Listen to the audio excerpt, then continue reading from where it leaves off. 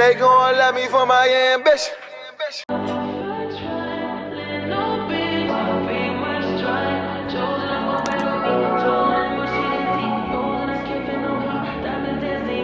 Club Ambition Podcast, episode 109. Welcome, ladies and gentlemen. I feel like I'm on the radio. Bro. Hopefully they hear me, because sometimes the Bluetooth be higher than the mic. Damn, baby, I'm like, baby, on my heart, I'm like, I'm like, homie, when it get dark, I'm like, homie, when it get dark, baby, please don't switch, yeah, I've been on you from the start, bitch, you on my hit list, Favorite track of the and that pussy on my wish list, I'ma tear it up, bitches like it's Christmas, I'm like, come about them jeans, I'm like, get up on your knees, I'm like, That's that Swifty, My Heart, off of the brand new Swifty Watch This project. Club Ambition's own, Rhode Island's own, Providence own, Swifty, brand new project. Go check it out. Go stream it. It's on your phone. You can check it out for free on YouTube. It's everywhere that music is readily available right now. But we are Club Ambition Podcast, a.k.a. Cap, back with episode 109. Shout out to Providence, Rhode Island, to the world. We are here. Comment on below. The weekly commenters, the weekly viewers, the weekly listeners. We appreciate you, and you are not taken for granted. We got Marlon in the building holding it down, engineer extraordinaire, co-host extraordinaire, ready to get canceled. Stop doing that, bro. And we got Noel in the building, co-host extraordinaire as well. You almost missed it again, though, bro.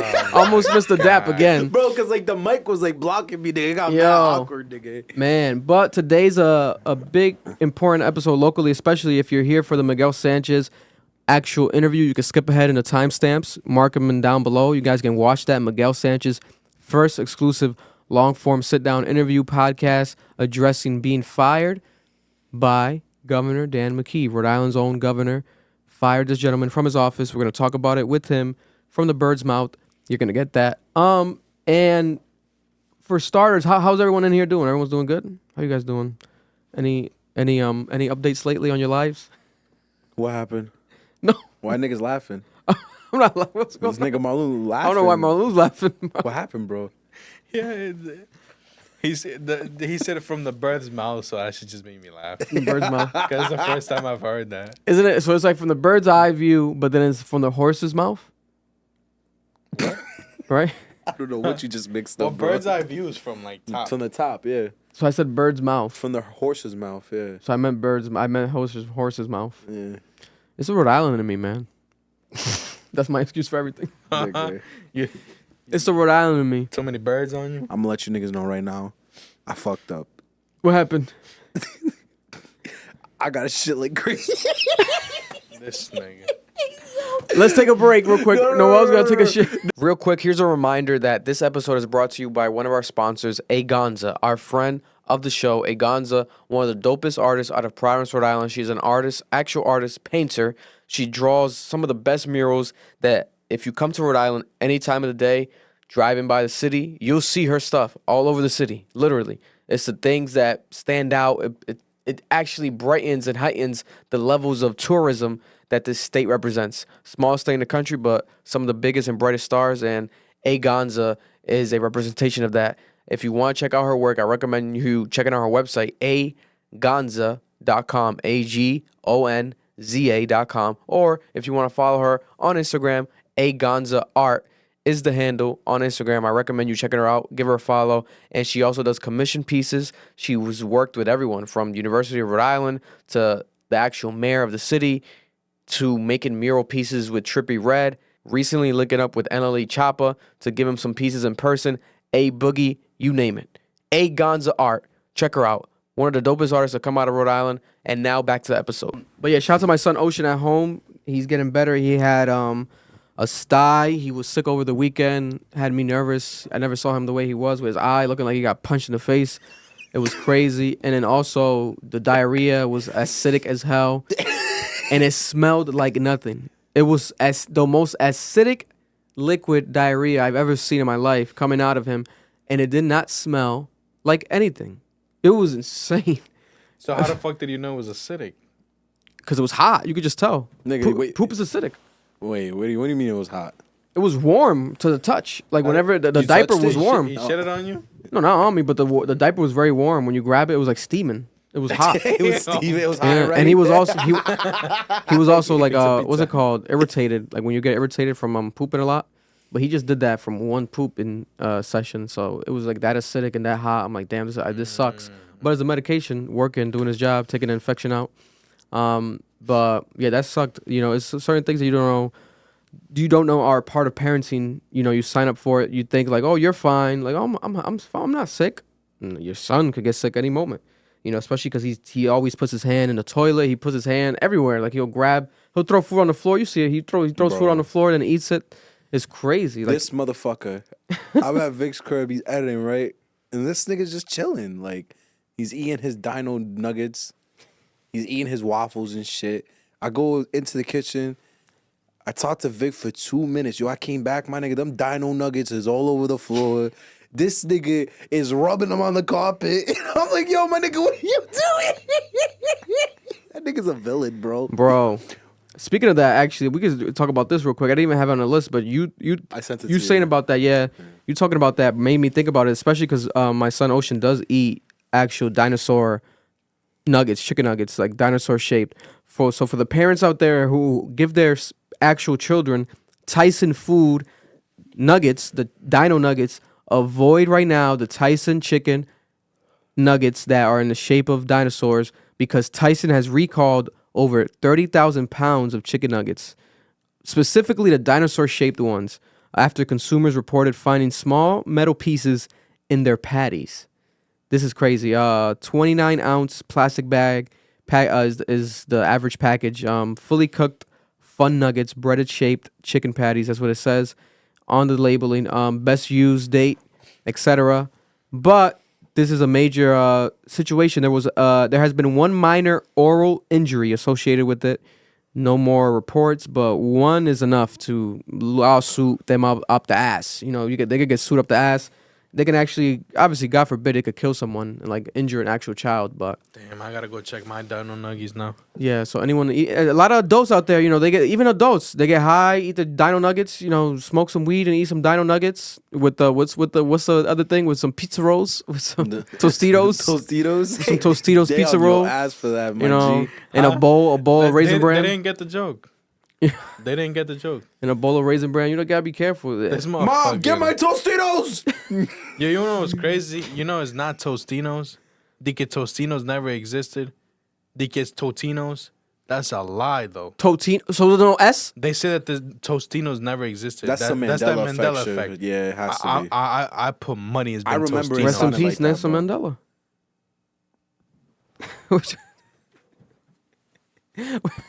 Yo, You got to take a shit. What's no. Why you look at me and say that? Yo, because Marlon, this nigga looked me in the eyes and said, Rest in peace, Nelson Mandela. Like, what the fuck? You had me. I'm about to look up if he died or not. He passed away, or I'm not bugging. Yeah, yeah. But you know what the Mandela effect is? But it comes from him though, as well. Yeah, because everyone thought that he'd already died. Yeah, when he was always he was dying still every year, alive. but he was always alive. Yeah. Yeah. They do that with Lil Wayne for a while as well, but now Lil Wayne's more active. Jackie Chan, too. Yeah, Jackie Chan still be happening because it's like if you're not really active on social media, you're not doing any work actively. People swear you died. Yeah. You know, and that's how it be. But God bless. That was a good reference. I'm proud of you guys. Moving on. When it comes. What? Nigga said he proud of us like he's our dad.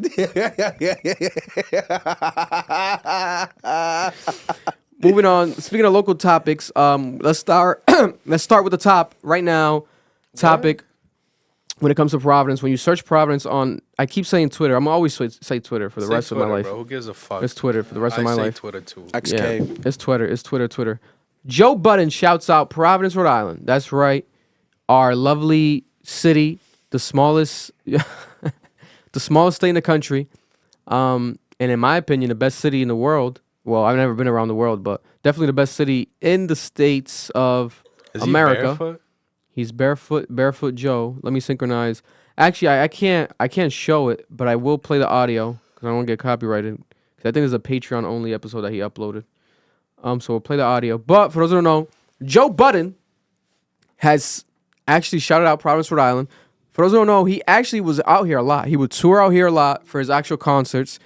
The podcast, I think, toured out here when they had the original podcast cast, Rory and Mal. I remember that because I think you wanted to go. Yeah, they came to Providence, Rhode Island. So they have a fan base out here in Providence, Rhode Island. But Joe Budden talks about partying and having a good time out here, saying that if you have 3 hours or less to have a threesome with strangers and your life depends on it, Providence, Rhode Island is a place to do that.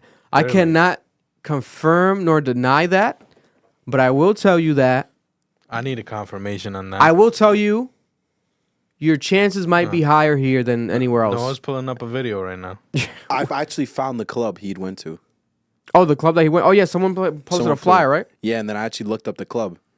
Let's see if I can. That shit shut down, huh? Hell yeah! What was the club called? Roxy? Nah, it was on Atwell's. I never heard of it before. It was 2016 when it shut down.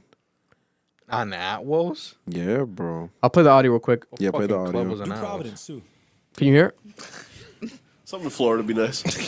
Dog, if We could do like three. Let's do like a you niggas already know what happens residency when in you see that dog. Providence on the calendar. Providence, man, ish.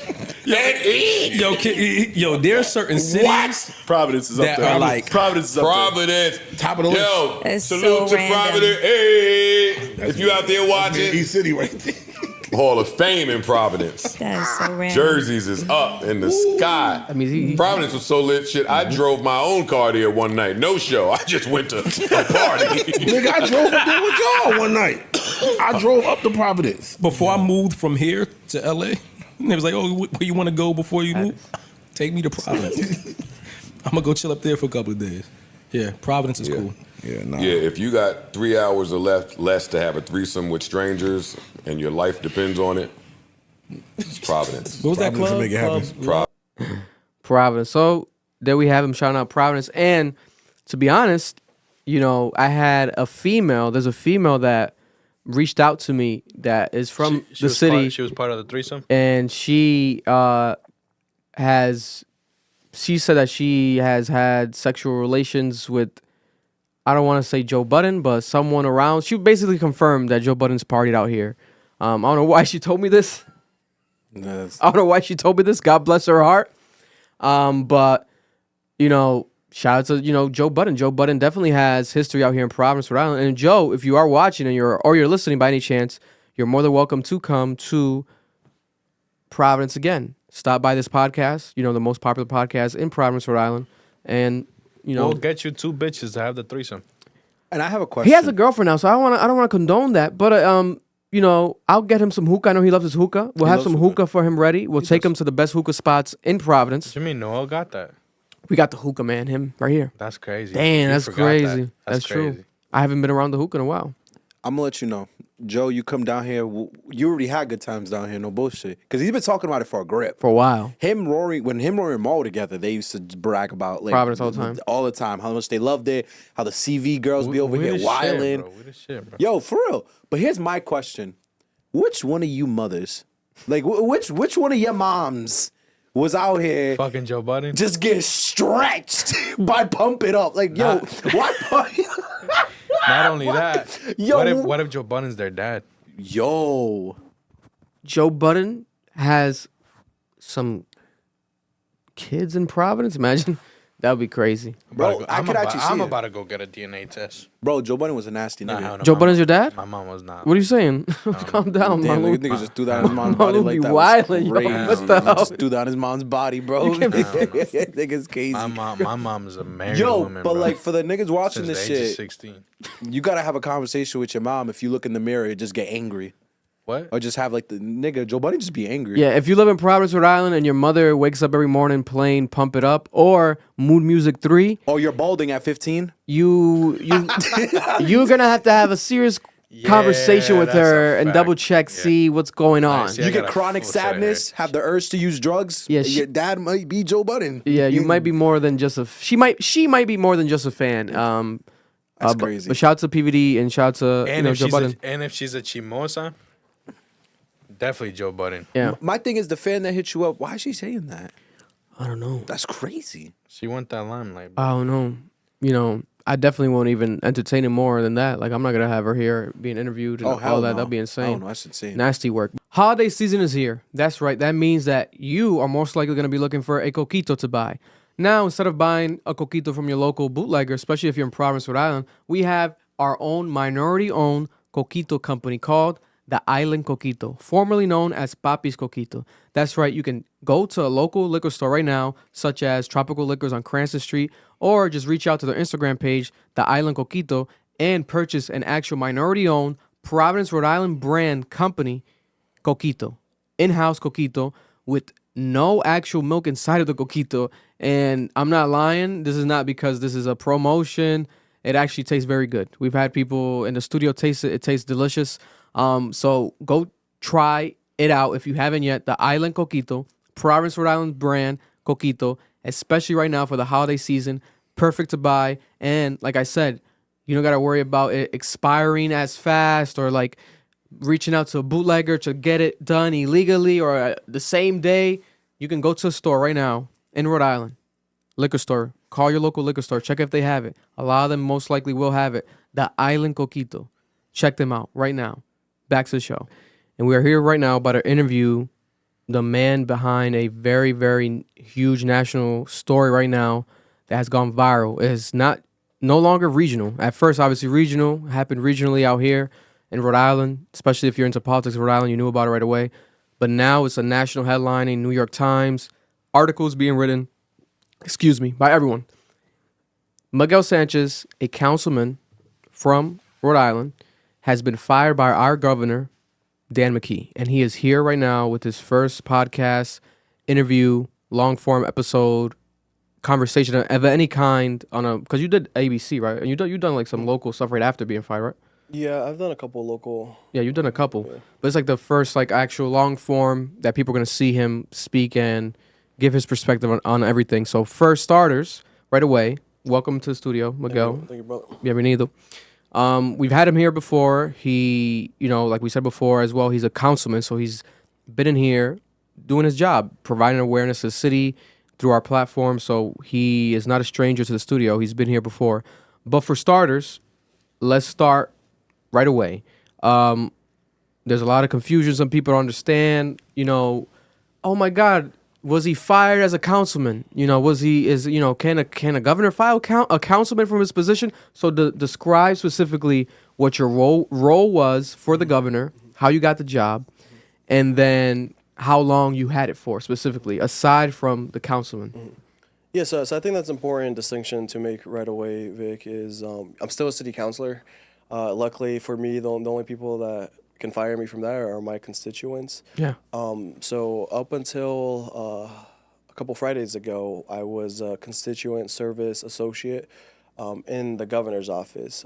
So what that entails really is pretty much just picking up the phone and emails of everyday Rhode Islanders calling the governor's office looking for assistance or wanting them to voice an opinion or get a message to the governor. So I started working there in May of 2021. So a few months after the current governor took over after Gina Raimondo left for Washington. Oh wow, okay. So it's been a bit over 2 years, right? At that job, May. A little bit more than like 2.5 years. Yeah, 2.5 years. Okay, wow. And then now, when it comes to that job, is it considered a state job? Were you considered a state employee, right? Because in a sense, you were the taxes of the actual state is being, distributed towards your actual salary, right? Yeah, so I was a state employee. The treasurer's office checked out or wrote my check every 2 weeks. So in the governor's office, essentially everyone works for like the governor directly. So we're not like in a union. We're not classified. So I think that's sometimes where some of the confusion comes. So I mean, say this governor were to move on, the next governor could get rid of everyone and bring in their own people, essentially. Yeah, okay. That makes sense now. Because a lot of people, I already knew it. I felt like you definitely were a state employee, but for clarity out there, for those who are asking. Now, the actual firing, bring us there to the actual day of you being fired from this position, how you were notified of it, and just everything surrounding that exact day, right? Yeah, so I got an email around 2 o'clock on Friday, I believe it was the 27th, stating that the chief of staff and the senior deputy chief of staff wanted to meet with me at 4:15 Yeah. that day. So I went up there in their office, and they essentially just gave me the option to either resign or be terminated, for the reason of my public opinion was confusing the public on the governor's public opinion on a specific situation issue. Yeah. So I mean, do we want to kind of go what led up to this point? Yeah, we could talk about that as well. Next question was basically, for those who don't know the actual context, I'm pretty sure you do if you're watching this, but a lot of people might not. For those who don't know, Miguel went to the rally, the Palestine rally. We were there as well in attendance. We covered the rally. We interviewed people at the rally. We saw Miguel there at the rally. It was a big rally, organized well. And Miguel was amongst the, I think, was he the only? What do you say, Noel? And what do you say as well? Do you know if there was any other councilmen or people from the state at the rally, at the Palestine rally in Rhode Island? So I didn't see any other elected officials. Right. No. Yeah. So you definitely, for lack of better terms, he was the only actual elected official at the Palestine rally in Providence, Rhode Island that people knew about or definitely saw.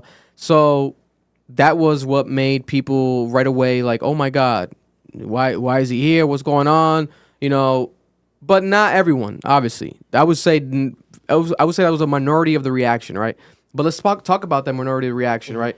You made a post about you being there at the rally and your attendance there. But prior to that, did you show anything about your actual support for Palestine at all prior to the actual rally? Yeah. So I mean, I've historically been very pro-Palestinian in this situation.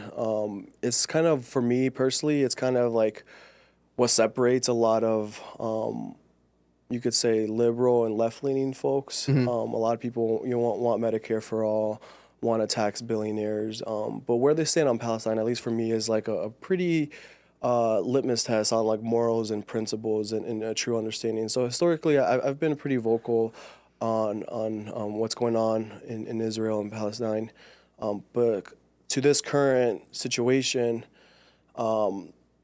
I mean, I'm open to call it a genocide for what it is, ethnic cleansing. I know sometimes that hurts people's opinions or get a little scared. Yeah, but it's your opinion. That's my opinion. You can say whatever you want. So on October 7th is kind of when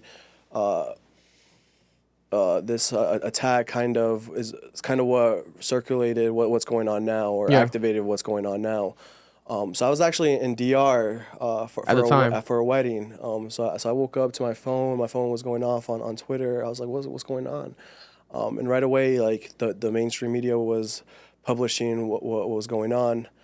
So right there and then, I started seeing all these like politicians tweet stuff, and I'm just like, wait a second, like these guys are acting like this like attack was like random. Like this started October 7th. So right there and then, I obviously condemned the killings of any civilians, because that's what Hamas did in Israel, is they killed not only IDF militants, but they killed civilians as well. And I mean, as a human being, that's one of my biggest principles. I'm very anti-war, very anti-violence in general. Yeah. So obviously I condemned the innocent lives that were taken. But at the same time, like I made a point on that tweet to voice what the Palestinians have been going through for decades, what has led up to this point, and what's going to continue to lead up to this point, in my opinion, unless like the Palestinians live a free and just world. So I made a tweet that kind of was a little general on October 7th. And since then, I had been reposting and sharing tweets. I never put out a statement or anything, but I just kind of been voicing my opinions. But yeah, then on the 21st, I attended the rally, like you said. I posted about it the next day. That following Monday is the first time anyone in the governor's office had spoken to me or mentioned anything. And at that time, that was prior to like the actual idea of firing or resignation. That was just them talking to you about it. And what did they bring up at all? Did they just say like, "Hey, this is concerning"? Mm-hmm. Yeah, so it was a senior staffer, not even someone that's like my direct supervisor, but we have a good relationship. He's the legislative director for the governor. Yeah. And he essentially said, "Yeah, like, hey, like your tweets are starting to have people ask the governor questions. Certain supporters, certain legislators are acting around. And we kind of essentially agreed to like, yeah, like I'll tone it down. I'll lay low on social media for whatever. I obviously don't personally agree with it, but that's something like this role. I mean, I kind of have to walk a gray line at times. Yeah. So that was Monday, and then on Tuesday, I was told by that same staffer and a communications staffer that a journalist from the Providence Journal was asking the governor's office for inquiries, essentially saying like, hey, the governor's public opinion is this and his staffer's opinion is this, like, what's the governor's thoughts on it? And the three of us, we kind of talked on Tuesday, and we all kind of agreed like, yeah, we'll ignore the journalist. The governor's office responded, but I wasn't going to respond because she asked me the questions too. She told me like what the governor's office was saying. She was looking for a comment. Yeah. So we essentially agreed for us to kind of... No comment, yeah. Yeah, and that was like their main concern in the governor's office. Like they want the story to die. They don't want this extra headline or news article on the governor's office. It's just PR control essentially. Yeah. So Wednesday, that story comes out. I didn't comment on it. There was only one other news station that was like trying to make this a story. I think Channel 10. But it was going away from my understanding. There was a mass shooting, I think, that night on Wednesday. So it really was out of the news cycle. But on Thursday morning, so at that point, on Thursday morning, like I thought everything was like good. Like I was laying low on social media. No other journalists were like reaching out to me, and from my understanding, they weren't reaching out to the governor's office either. Yeah. But then that legislative director that I talked to initially on Monday, I saw him in passing in the hallway, and he asked me like, hey, have you talked to any of the chief of staffs? And I was like, no, like, should I? He was like, yeah, you should just meet with them, make sure everyone's on the same page, apologize if you want, whatever. So that's what I did. I reached out to the secretary Thursday, asked for a few minutes. So she responded saying like, yeah, like come up at 2:00.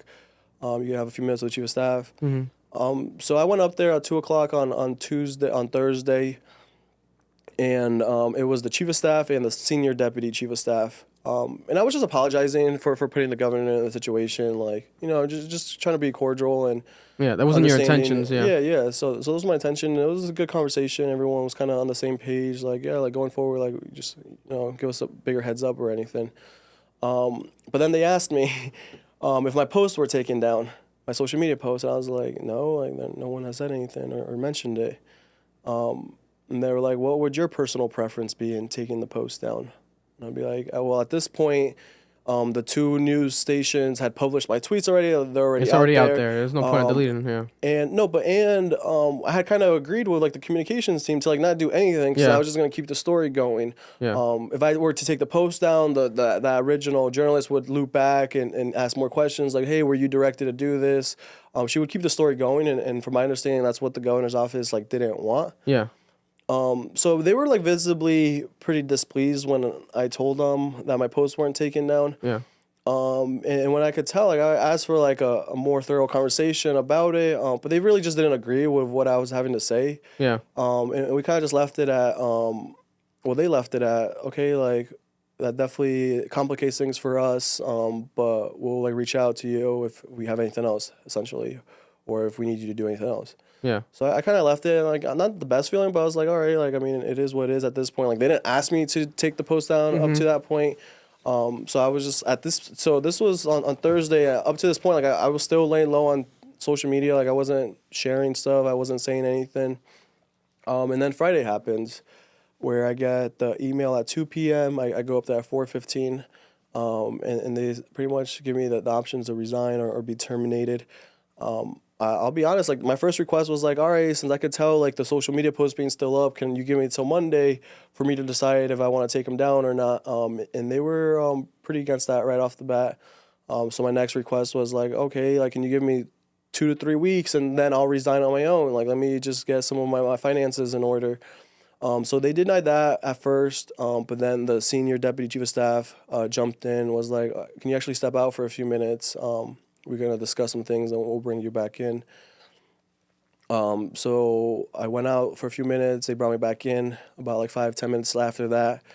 And they pretty much essentially gave me the option to resign that day, but it's effective 1 week out. So they wanted to pay me a week of work, but they were like very clear on like I wouldn't be able to speak on this issue.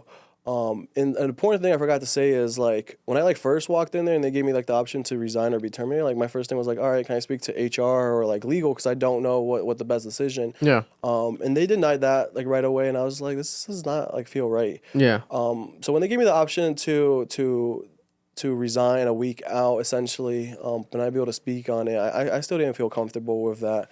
And that's what I told them, and the chief of staff looked at me and was essentially said like, okay, since you can't make a decision, you'll be terminated effective today. Wow. And then they had Capitol Police walk me out of the State House. Wow. Yeah, it was Jesus pretty Christ. crazy.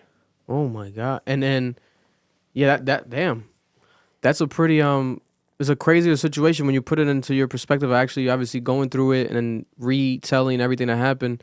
You know, it's not just like, oh, he got fired. It seems like it's a whole damn, you know, a whole damn situation. Like that sucks how they didn't even give you the option at least to speak with, you know, prior to that, HR, legal, because you have you ever been like in a situation similar to this, like were you fired from like a job for anything like this ever before in your life? No, I've never been terminated before. Yeah, I mean, I told them, like, I was like, when they like gave me the option, like, I was like legit pretty confused, like, Yeah. because I knew like it was a concern to them, but like I had been doing kind of what they were saying, Yeah. essentially like laying low and like not doing anything. So like what led up to this point?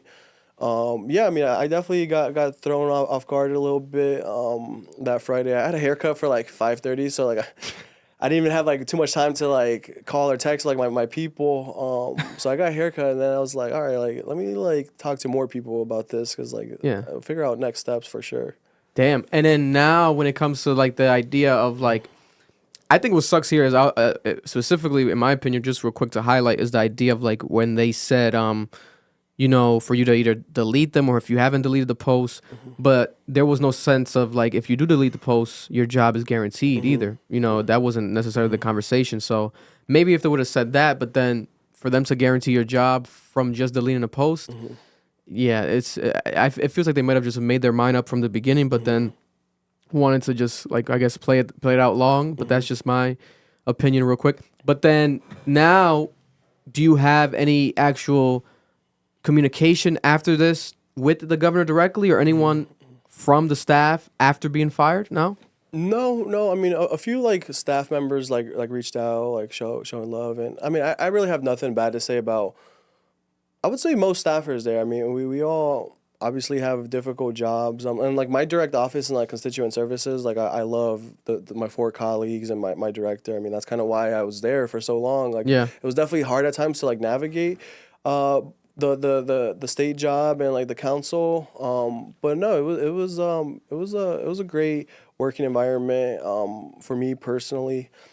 So yeah, I mean, I've never spoke to the governor on this issue. Is like the craziest thing. Seems to this day. insane. To this day.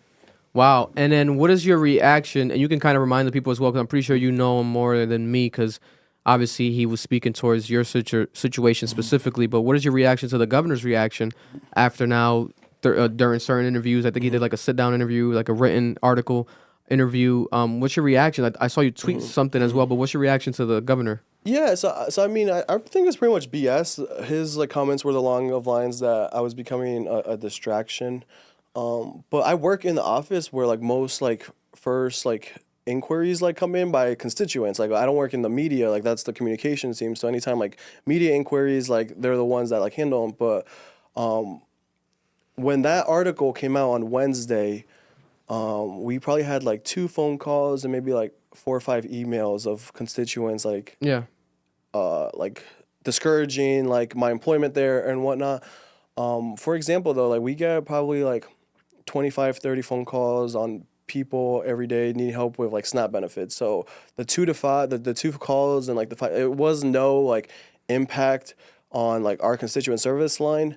I mean, what I like truly think that like the only thing that like makes sense in my head, it was like certain political supporters and donors of the governor that led him to make this decision. At the end of the day, like he's the one that like had to make it, and he's like fully responsible for it. So like Yeah. I don't cut him any slack on it. But like I've said publicly up to this point, like I've disagreed with him publicly more than a handful of times in the past, and it's never led up to me being fired. Yeah, we spoke about it in here.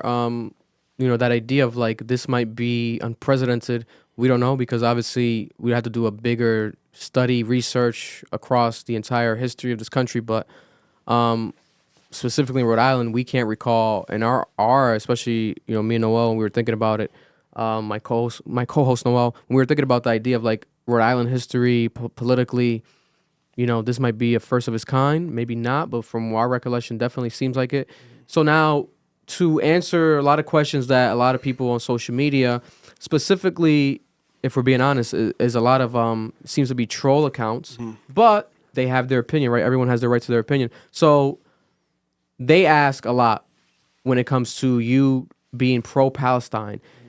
They're saying that you are fully anti-Israel, right? So they're making it seem as if that's what you mean as well. Provide more insight. What is your full perspective on Palestine? Are you pro-Palestine? Do you condemn Hamas?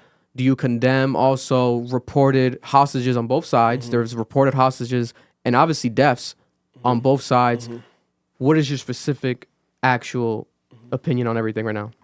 Yeah, so I mean, on Palestine specifically, I mean, my beliefs are that the Palestinian people should have the right to live in a just and free world. And right now they can. They're currently under occupation from Israel. They control really what goes in and out. In my opinion, there's ethnic cleansing going on as well. There's a lot of settlers that are taking more and more Palestinian lives. But yeah, I mean, just like on the humanistic principle, I mean, my opinion is that like anytime any civilians are dying or getting killed, especially in a war conflict situation like this, I mean, it definitely doesn't help anyone.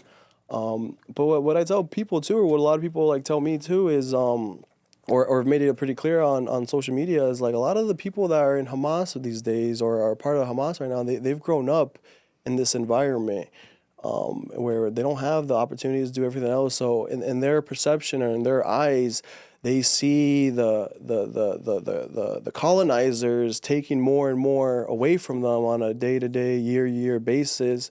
So they don't have any other options but to be part of like the resistance. But I'm very clear on the innocent killings of anyone should be condemned. Yeah, for sure. Yeah, because I've had conversations with people at the Palestine rally where they were basically breaking that perspective down of like who Hamas is and basically saying yes, they are terrorists, but then breaking down the history of like how it happened. It wasn't an overnight situation. Right. They were oppressed for so long, and they chose to basically rebel, right? And be this very, extremist type of perspective and obviously evil energy when it comes to the idea of just killing. I personally agree with you when it comes to the being anti-war, anti-violence, when it's not necessary at all, killing innocent civilians. Now, also, do you have any questions in mind as well, Noel? But I don't want to forget about you at all. Yeah, I do actually have a few questions. Yeah. For Miguel. First off, I just want to apologize that you're going through this. It's unfair for you to lose your employment. I know city council doesn't pay much. So it hurts. But first question I want to bring up, because this is such a serious thing in the state of Rhode Island, and running campaigns, I've seen this in person happen, where people are, offered positions, especially elected officials, for their support. And I wanted to ask you, with your recent firing and with the fact that elected officials throughout the state tend to have municipal and state jobs, do you feel a conflict of interest exists? And can legislators' political decisions be swayed by leveraging their full-time work positions? Yeah, so I mean, I can definitely see, I mean, there definitely is conflict of interest in specific situations. For like me personally and like my position, like I was so far out of like any policy stuff, stuff from the governor. So it was never a thing. They never asked me like, hey, don't support this. That's kind of why I enjoyed there. And I mean, I made $50,000 a year. So I mean, it definitely wasn't a cushy position compared to some of these other like municipal and state positions. I mean, I'll be honest, like my paycheck every 2 weeks was like $1,300. Like, I mean, people will be making that almost in a lot of places. So I definitely wasn't getting paid much, but like just being there, like listening to Rhode Islanders on every day, having a good work colleagues and like a direct supervisor that always like was very flexible with my different schedules and whatnot. But yeah, I mean, in certain instances, I mean, to avoid any conflict of interest, I mean, I think that's something that the state should look at is you can't have a state and municipal. Like, obviously, some people might call me a hypocrite for saying that at this point. But yeah, I mean, a lot of people, especially in Rhode Island, wear a lot of different hats. And that gets very gray very quick. And in specific incidents, like very borderline corruption. But no, I mean, if they would ask me the governor's office would ask me to not support something, or cost me my job, I mean, I would stand on my morals and principles and walk out the first second they did that. So I mean, it's kind of what happened here. I wasn't. That's basically what happened. Yeah, I wasn't expecting it to be this way. But no, I mean, no, I don't think. I think it's something that the state should definitely be looking at in terms of state employees having city elected offices, and then vice versa is kind of where we see it more, especially in Providence. There's a few state reps that have or have had city jobs. There's a lot. But I do appreciate your honesty. Yeah, no. And I appreciate you standing on your morals and your principles. Great segue into my next question. What's your opinion on conservatives championing your firing? It's interesting. I mean, because they're like the first ones to like call out on freedom of speech, conflicts, violations, and that's essentially what's kind of like at the root of my firing. But I've also had a lot of like Republicans like reach out and be like, "Yo, like that was wrong, and we obviously don't agree with your like policy and political opinions." But on someone today called me trying to do a freedom of speech rally, and I was like, I don't know about that, but it was like pretty right wing. But yeah, no, it's but at the same time, it's almost like validating too, in the sense of like, all right, like these people are like the ones on like that side of the opinion of the situation. Like, if they're the ones saying and doing this. Because it wasn't like, not even like mainstream Democrats weren't like calling to me to be fired, at least like publicly. They probably were privately. But yeah, I mean, it's definitely been, it's been interesting for sure. Oh. And this is my final question. With the way the governor handled the situation, stance he's taken on just the Palestine issue in general, and obviously the stances that a lot of different politicians in the state of Rhode Island has taken on Palestine, and the stance Democrats across the country have taken, how does this make you feel about the state of the Democratic Party? And how do you feel it'll affect the 2024 elections? Because it's not just the establishment this time. Like, even Bernie Sanders just said, no, we're supporting Israel here. Like, I've never been a Democrat, but I'm at a point where it's like, I can only imagine what it feels like to be a Democrat and watching what's going on within the party where 80% of your voting bloc is saying, stop, and everyone is standing ground on this issue.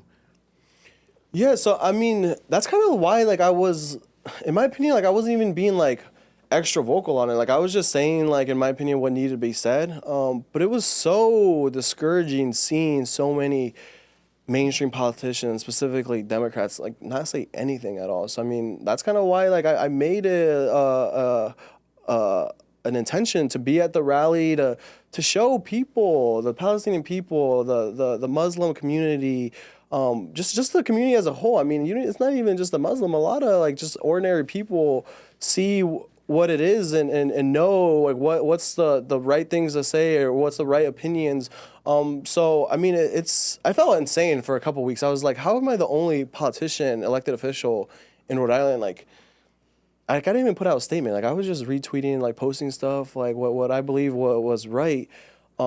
So I mean, it's discouraging. I mean, we'll start at the national level. Like Biden, like he there was some polls that were a little concerning 2 months ago. Like now, like I would say it's a alley oop to Trump at this point. If those are the top two people, but I mean, just being part of the Democrats, that's something I've always kind of battled internally. Because at the national level, we know what Democrats are, and it's a two-party two corporate parties at the end of the day. They don't care about anyone in this room. Like they care about their financial backers and the corporate interests and the billionaire class.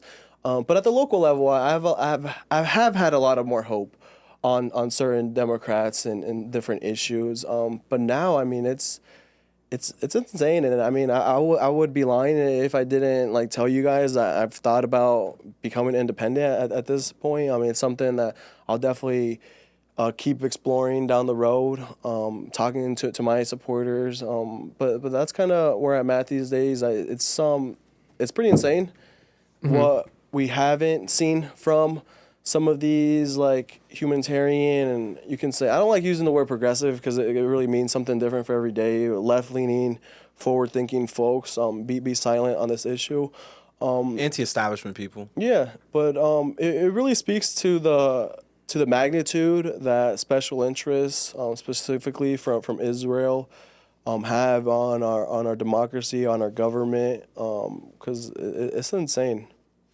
Do you see yourself, since you were fired from the governor's office, do you see yourself at all pursuing any legal actions, or are you looking to just move on, not do anything, or are you trying to maybe, because anyone in any situation when you're fired from any job has that option of seeing if you were properly fired, was it legal to be fired this way, and in general, legal actions? Yeah, so I mean, I can't say specifics right now, but I can say that I'm definitely just hearing different legal opinions here locally and nationally. This situation there's so many different layers to it. Me being a counselor, working in the governor's office, this specific situation as well. I'm definitely getting different legal opinions at this time. Yeah. But what I will say is, I mean, now that like I don't have to walk that like gray line, like I feel like so much weight lifted off my shoulders. I feel like I have my full wings. I feel like I can talk my shit now. Where before I kind of had to walk a little bit. I still did. Like I was still pretty, in my opinion, pretty bold on certain issues. But like now, like the one that where I had to be like the biggest kind of careful was with like the school district, because that was under state control. Where there's a superintendent, education commissioner, but the governor is supposedly one to oversee that. So I've had a lot of things to say where I've kind of had to be held back a little bit, but now I have like the full freedom to talk my piece and actually say like what we need to start doing. Yeah, 100%. And last questions, just for clarity, direct and as blatant as possible. Miguel Sanchez, are you anti-Semitic? What'd you say? Are you anti-Semitic? Am I anti-Semitic? Anti-Semitic. Absolutely not. Do you condemn Hamas? Yeah, so I mean, I condemn the actions that they did on October 7th for sure. Yeah. Now, also, Miguel Sanchez, are you going forward gonna still be, you're not gonna change your opinion just because you got fired? How I know the answer, but for those who don't know, because we saw you attended the Washington rally. Now going forward, where is your mission or statement? Do you have any actual, opportunity right now to maybe try to do something with this? Because it feels like, like you said, you've been getting a lot of national news, but you can, become inspiring to a lot of people in a sense of just that idea of freedom of speech and the timing of the situation where there's so many innocent people dying. Locally, you have become now, maybe unintentionally, I'm not sure if it was intentionally, you're going to speak on that right now, but it feels like you are now becoming a voice for a lot of people who are voiceless. What's your take on that right now? And are you looking to now consider this like going something like maybe an activist type of role? Like, what do you see this happening now? Yeah, so I mean, it's insane how many people have reached out. I've had hundreds of DMs saying thank you and solidarity, and also sharing like stories of themselves getting fired or having to be censored. So I mean, like my main priority right now is to like focus any attention, energy on our federal representatives, so our U.S. senators, our Congress people, for them to be demanding a ceasefire. In my opinion, that's what needs to happen immediately for to prevent any more innocent lives from being killed. And at the same time, like ending the occupation. I mean, the people of Palestine have been dealing with these atrocities for far too long, in my opinion. So we need to be calling for those two main things. So any way I can channel support or bring attention to those different policy choices, goals, whatever you want to call them, is what I'll spend my energy on. But yeah, I mean, it's insane some of the stuff that I've received from different people accusing me of being anti-Semitic or calling. There was an op-ed in the Providence Journal that was insane. I can't believe that they published it. Essentially saying like I was doing like hate speech or calling death to all Israeli people, which I mean, it really kind of like opens your eyes on like what type of people are out there. But at the same time, it's kind of been like a learning experience, understanding like this is what people like Malcolm X and Fred Hampton were called terrorists. So I mean, I guess it's part of going against this powerful force, really, you could say. I mean, there's definitely, I've gotten like very borderline like death threats even up to this point, where I've kind of had to like censor some of like my DMs and not open them. But at the same time, I've had so many Jewish people reach out and show support publicly, and certain people that you wouldn't expect privately as well, them stating like, yeah, like we obviously can't publicly support you, but just know like we believe what happened to you was wrong, and we'll have your support any way we can. But yeah, I mean, a lot of like the anti-Semitic accusations are coming from like extreme like right wingers that will literally just say anything to get a headline.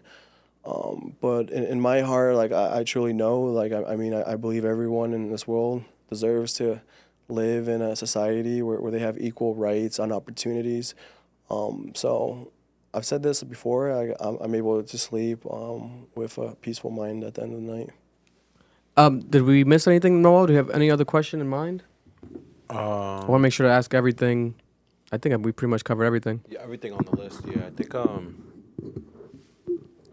Yeah, I think it's pretty. Oh, I actually have one more. Yeah. How have your colleagues reacted to this situation on the city council? And also, how has the mayor reacted? Yeah, so my colleagues have been nothing but supportive. They've offered to buy me like groceries even. Wow. I mean, the biggest sign of solidarity, honestly, was, and we haven't talked about it to this point, on Thursday of last week, we were one of the first legislative bodies to put out a resolution demanding President Biden and our federal delegation to call for a ceasefire. So, I mean, that action alone of them supporting it, my colleague, Councilor Royes, was actually the lead sponsor on it. Oh, Justin? Yeah, Justin Royes, he was yeah. the lead sponsor on it. But, yeah, I mean, we passed it pretty unanimously. There might have been, like, one councilor that voted no against it. But that action alone really shows their support and validation for, like, what I'm saying isn't insane, isn't crazy, isn't anti-Semitic. What I've said in some other articles is the Pope Francis literally is calling on a ceasefire. The United Nations is calling for a ceasefire. The poll that Noel mentioned earlier, 80% of Democrats are calling for a ceasefire. So on this situation, our politicians in this country, mainstream politicians, are so out of touch, so disconnected, so ingrained with those special interests to not be putting forward what the people are demanding. Yeah. I think that pretty much covers everything. Any last thoughts as well? Mm-hmm. I want to give you the platform. You have any last thoughts maybe to the people of Rhode Island or just in general, anything you want to get off your chest before ending the conversation, Miguel? No, I mean, the biggest message I always tell everyone is, I mean, definitely find youth in your neighborhood, in your life, and support them as much as possible. A lot of people growing up believed in me, so I'm able to do what I'm doing. And a lot of kids in our neighborhood sometimes don't have those resources, opportunities. So, I mean, if you can do something extra in your day, in your life, to support the next generation, then definitely do that. Well, there we have it, ladies and gentlemen. Highly anticipated conversation right here with Miguel Sanchez himself. And this topic is not just a clickbait or momentary situation. It's a lifelong situation. There's actual death happening every single second in this actual conflict between the Palestinians and the Israelites. When it comes to locally, we're going to have in the studio, hopefully in the next month or so, we're setting up behind the scenes a representative in Rhode Island from the Palestinian side and one as well from the Israel side in the studio, hopefully to have a conversation together. But there we have it. Much love to Providence, Rhode Island, to the world. And again, thank you for your time. Thank you, bro. You know, appreciate you coming, Yeah, you know, absolutely. Especially after your situation being fired and everything. You know, certain people, it depends. If I were be, I've been very fortunate, lucky as well to always work for myself and hustle my way and find the way. But working for someone also always comes at the actual gripe of like you can be fired at any moment, right? So, you know, you being fired right now, if I were to be fired, who knows? I might just hide from the world. So, thank you for, you know, coming in here and just sharing That's with us probably your what time. they wanted to happen because Yeah. that was like their main thing is they don't want a peace story out of it. And I mean they got a bunch of stories now on it. I mean everyone's talking about it. So I man. mean it really, in my opinion, backfired on their intentions. Yeah, man. And also open invite to Governor Dan McKee. We've said it multiple times. If the governor wants to come in here, you know, obviously open invite to a representative of him, but I'd rather hear it from the horse's mouth. I would love to have the governor in here. More than welcome to pick a day, time. We'll make it happen. But God bless. Moving on. Over the weekend, me and Noel stopped by Rhode Island Comic Con. Rhode Island Comic Con was in town. Over 100,000 people. Rhode Island Comic Con comes every year. 100,000 people. November annual event, and is known as the best Comic Con, even better than the New York one. All the actual quote unquote nerds, fans, they love Rhode Island Comic Con. Even the people that were there, we were interviewing, everyone was so excited about being at the Rhode Island one. They love the Rhode Island one. It's like a traditional thing, you know.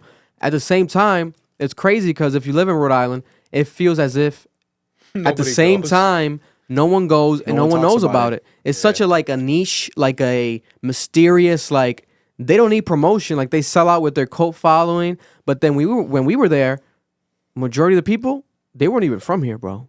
They drove from this and that, Texas, New Jersey, all over the country. So it wasn't even like a lot of local representation. Texas? Bro, everywhere, more than that. Wisconsin, Minnesota. Everywhere, all over the country. All over the country, bro. It was I'm telling you, crazy. bro, we the shit, bro. Bro, Rhode Island, come on. You know, bro. so Mass people really talking out their ass, yo. Suck Them a niggas dick. in the comment section eating mad cock. That's crazy. they bro. had horrible defenses too, because they a lot of them agree too. A lot of them from Massachusetts defending like, oh, but yeah, no, Providence lit, Rhode Island's lit. Yeah, because we are better. Rhode Island is amazing, and Rhode Island Comic Con is a reminder of that for those who didn't know, because you have legendary celebrities coming to town. You know, over the weekend you had Theo Rossi, the whole cast of Sons of Anarchy, and Lou Ferrigno went to Capriccio's to eat an Italian dinner in Providence, downtown Providence, chilling. They were all together, pictured out dining, and on top of that, we definitely interviewed a couple of them, especially when it comes to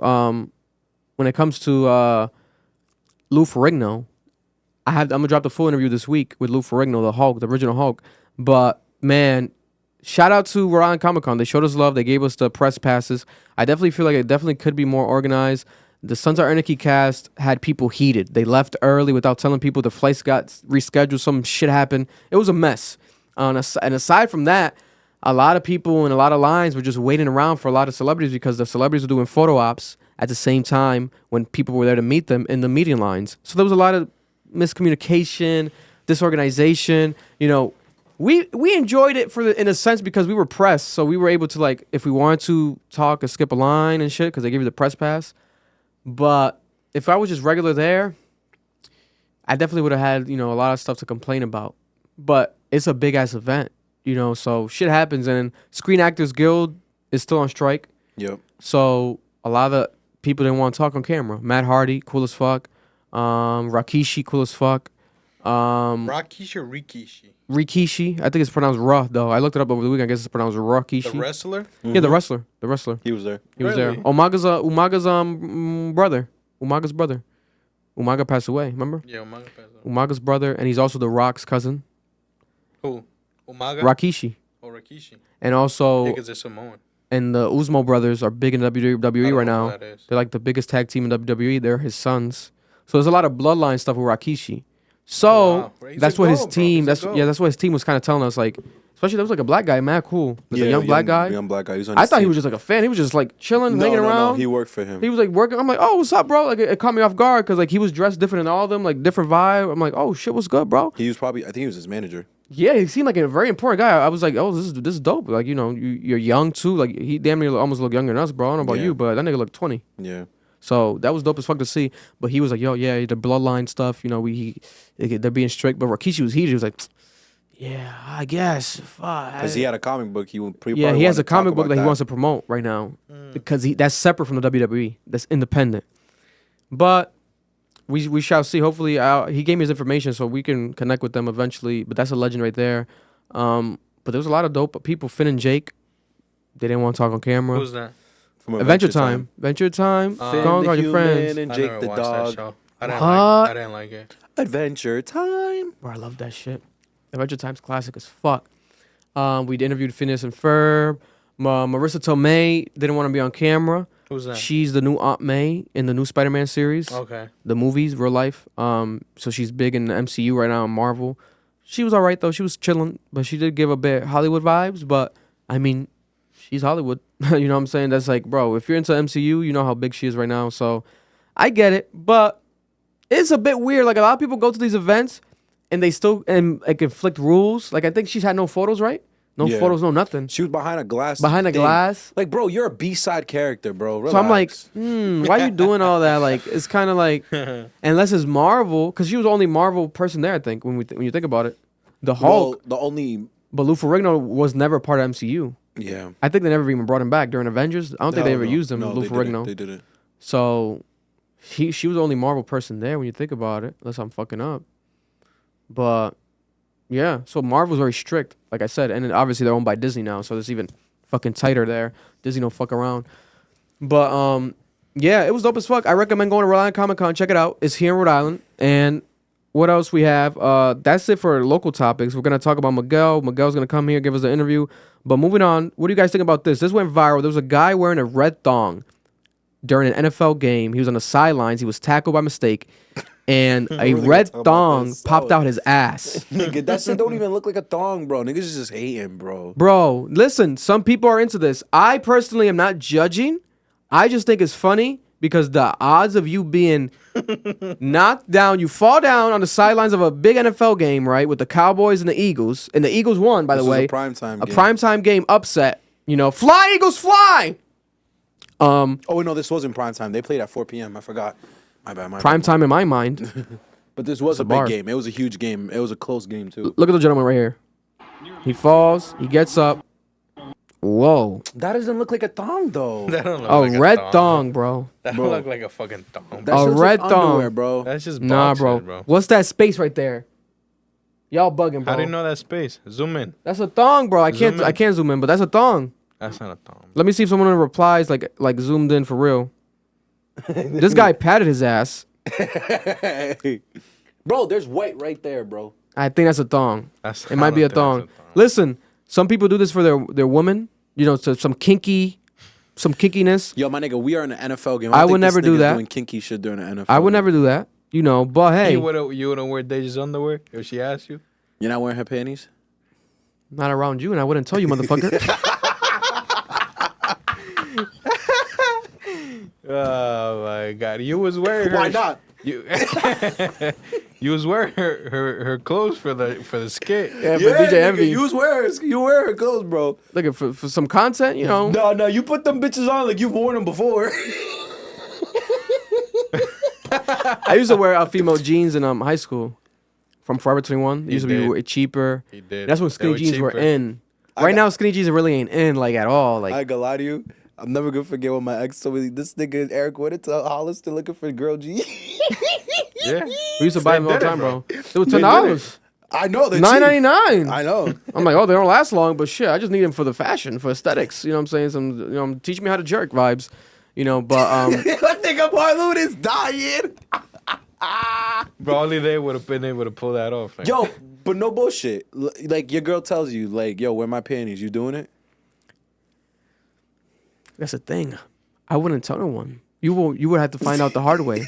You would have to give me a wedgie that day to find out. That's the only way you would find We're out. gonna have to start giving this motherfucker wedgies at his house. Yo, because no bullshit. Days is the type of troll to just make you wear her underwear, bro. Listen, Throw my shits on, nigga. Yo. but if, it would have to be some granny panties. I'm not gonna lie. I can't wear no thong. You're not gonna wear a thong? If I wear a thong, my shit's popping out the thong. I'm not gonna lie. My shit's popping out the thong, bro. You know how them thongs be like small in the front? I ain't working, bro. It had to be some granny panties. Oh my god. Might as well do bro. some boyfriend boxers. And at that point, I'm just wearing my own shit back. You know what I'm saying? Because girls wear men boxers all the time. Yeah, 100%. It's a thing. You know, so. So why not wear a thong? Yeah, that's the obvious conclusion. But moving on, also, let's talk about the biggest story over the weekend. Again, Sir Joe Budden. Joe Budden. Joe Budden, over the weekend, for those who don't know, Pizza, Cesar Pina. A lot of people say Peña, but it's not Peña. Let's not disrespect the Peña last name. Do not throw dirt on that last name. It's Pina. It might be Pina, but there's no accent on it, so I think it's just Pina. It's just Pina, yeah. Pina. God bless. Cesar Pina, flipping NJ. Right now, a lot of allegations towards scamming, actual cases, actual lawsuits, he went to fucking, not jail, but he went to prison real quick. He stopped by, right? Got bailed out. But there's a serious situation. If you know, you know. DJ Envy has been accused of being involved as well. Joe Budden and us as well, a lot of podcasters just like us, not just Joe Budden, have been talking about this because it's been news, headline news. Joe Budden's been making a lot of jokes about it, specifically because Joe Budden lives in New Jersey. You know, he's from New Jersey. So Flippin' NJ, Cesar, is tied into New Jersey. So when it comes to that specific situation, there's been a lot of jokes. Cesar Pina, I guess, has been offended allegedly, and his brother has been defending him. And his brother, Cesar Pina's brother, Mr. Jumpman? Mr. Jumpman, who has a Jumpman Jordan logo on his neck, Okay. he actually approached Joe Budden outside of a restaurant in New York, downtown New York. Outside or inside? Supposedly, so the whole story, Joe Budden broke it down on the podcast. Inside the restaurant, He was there with his goon. yeah, the guy was there. And Joe Okay. Budden was with a friend. Cesar Pina's brother, right? They were They at just the so bar. happened to cross paths, or No, no, they they were were scheming. They They were sent at him the a bar. drink Yeah. on behalf of Flippin' NJ, on behalf of Cesar Pina. Okay. To the girl he was with. To the girl he was with, because Joe Budden was there with a girlfriend, but not his girl, not his actual girl. He has friends that are girls. She's friends with the his whole girl. podcast is cool with her. Yeah, the whole podcast is cool with her. You know, to each their own. Yeah, well, no, we You don't know, have God female bless. friends. You know, we have you female know, friends. we have female friends. You know, I got mad female friends. you know. Good I'm shit, down. bro. I'm down. I know you got a dick. I know what you mean. I know what you mean. You be out here, bro. No, I actually have female friends, nigga. Yo, this fucking narrative, bro. Nah, like I have women that are my friends. Oh my god. Continue, No, nigga. 100%, so do I. And We all have female friends. I know they're watching. Calm down. It's okay. Especially you, Vic. Yo, Vic acting like he don't got female friends. No, He of course, got a whole of course. squad. Oh yeah, and they're all beautiful. I only keep beautiful women around me. God bless America and God bless Rhode Island. The fuck? Kind of statement. Sound like Hulk Hogan. But you He's know, just gonna kill him if he keeps that. Yo. Joe Budden, you know, he had that friend that was there, that girl. She got the drink sent over the table on behalf of Flippin' NJ. Joe Budden was like, "What's going on?" They kind of felt like some negative energy. What's going on? Then they saw the guy, his brother, walking back and forth from the bathroom. He's like, "Something's up. Something's going on." And then the waiter gave him a heads up, like, "Yo, the guy that sent you the drink, etc. They're over there talking about this and that, blah blah." Kind of gave him a heads up, like, "Yo, this and that." And then Joe Budden just took a smoke break. He stepped outside, took a smoke break with the girl. They went outside, and then eventually They made him swallow that the cigarette. guy came, Cesar Pina's brother, and then Joe rushed back inside. And he kind of mumbled under his breath, like, "You gonna make me do something to you?" He put a cigarette out in his pocket, almost burned his whole pants off. And then, Shit was insane. then the guy, I guess, stayed outside, waited for Joe. Joe came back outside and supposedly approached the man and told him, like, "Yo, what's going on?" Blah, blah, blah. But then eventually they just left, got into the car service. But the brother, Cesar Pina, he didn't post that part. He only posted when they left to go to the car. So it looked like he pressed him and then they ran away. But Joe said there's more footage that they edited out where he actually went up to them and talked to them and tried to like handle the situation or get some clarity. And called him a fat bitch. Yeah, so some shit happened. But then you see, there's an angle where I'll play it where like the actual bear mace that his friend, not the actual brother, but supposedly the friend of the brother had. So they were ready to mace Joe. Basically, they were literally ready to mace Joe. So they didn't punch him? No, this is separate. This is separate. This is We're gonna get separate. to that. Yeah, this is like the day before that. No. Nah, niggas cock back and sock me one good time. Bow. But then that's all you're gonna get. I keep telling you, I eat a punch well. Now we gotta get it on. Now we gotta go. And I don't like this internet stuff. Don't believe He that. got punched. Don't believe that. That's it. Was it a power shot? Was homie strong? Was it like, oh, he put some power behind it? Wet floor saved his life, man. Wet I floor heard about the saved. wet floor. I got the call. I got the That's call about the true. wet floor. Club floors be Wet floor wet, saved bro. that I boy don't know. life, man. He wasn't big enough or strong enough. But then people thought, like we said, it was Cesar Pina, right? Now there's rumors today breaking that is actually Taxstone or Taxstone's people, obviously because Taxstone is in jail, but allegedly, we don't know yet. And as we were recording right now, I'm gonna show the actual update. Joe Budden responding to this, damn near confirming it. So let's show the story right here for those who don't know. Taxstone's people allegedly fighting Joe Budden, and Joe Budden said on the live that now you're 0 for 2, 0 for 2, right? So people were like, whoa, 0 for 2, does it mean first encounter there's Cesar Pena with the bear mace, and this is Cesar Pena again at the strip club, right? With getting punched in the face? No, it's 0 for 2 because it was rumors of Taxstone's man and Joe Budden fighting, and Joe Budden supposedly won that, whatever, or I'm not sure if it was a win. I don't know what he's counting the 2 as a loss or just neutral, whatever the case may be. Maybe he just, didn't get hurt too much. But the guy, he confirmed that there was a situation with a guy when he went at Taxstone like 2 months ago on the podcast. Like he had a whole dissertation. It was viral. I posted it. It was like a 15-minute like just ethering Taxstone because Taxstone's in jail. For those who don't know, for context, Taxstone is basically the first like street nigga doing podcast. He's an icon for podcasting. Like he took podcasting and he did it where it was like, oh shit, this is not a nerdy thing. Like this is a street nigga. It was like a cool thing, but at the same time, he would go too far with shit. He'll have beef with niggas like Troy Ave, Joe Budden, and like it was getting like, hold up, you're a podcaster now. You're no longer a street nigga. But then Taxstone unfortunately chose the street nigga route, and now he's in jail because of the situation that happened with the gun. But Taxstone and Joe Budden have still remained at odds. Taxstone still tweets. These niggas in jail be tweeting, bro. They be having phones and everything in jail. It's crazy now. Like, it's not like back then, you know what I'm saying? That's probably why Kaiser was streaming and shit, because they think, like, this shit's sweet, because sometimes you would think, like, even Young Thug, didn't Young Thug tweet a couple times from jail? He did. Or post, like, on Instagram and everything? Yeah, he did. So it's like, they have full-on social media access, so Taxstone tweets a lot. And he tweets about Joe Budden at Joe Budden. He did a whole interview and, like, called out Joe Budden in the podcast. So then Joe Budden, that's when he ethered him. He did that long, like, all right, you want to keep talking? Let me talk about this.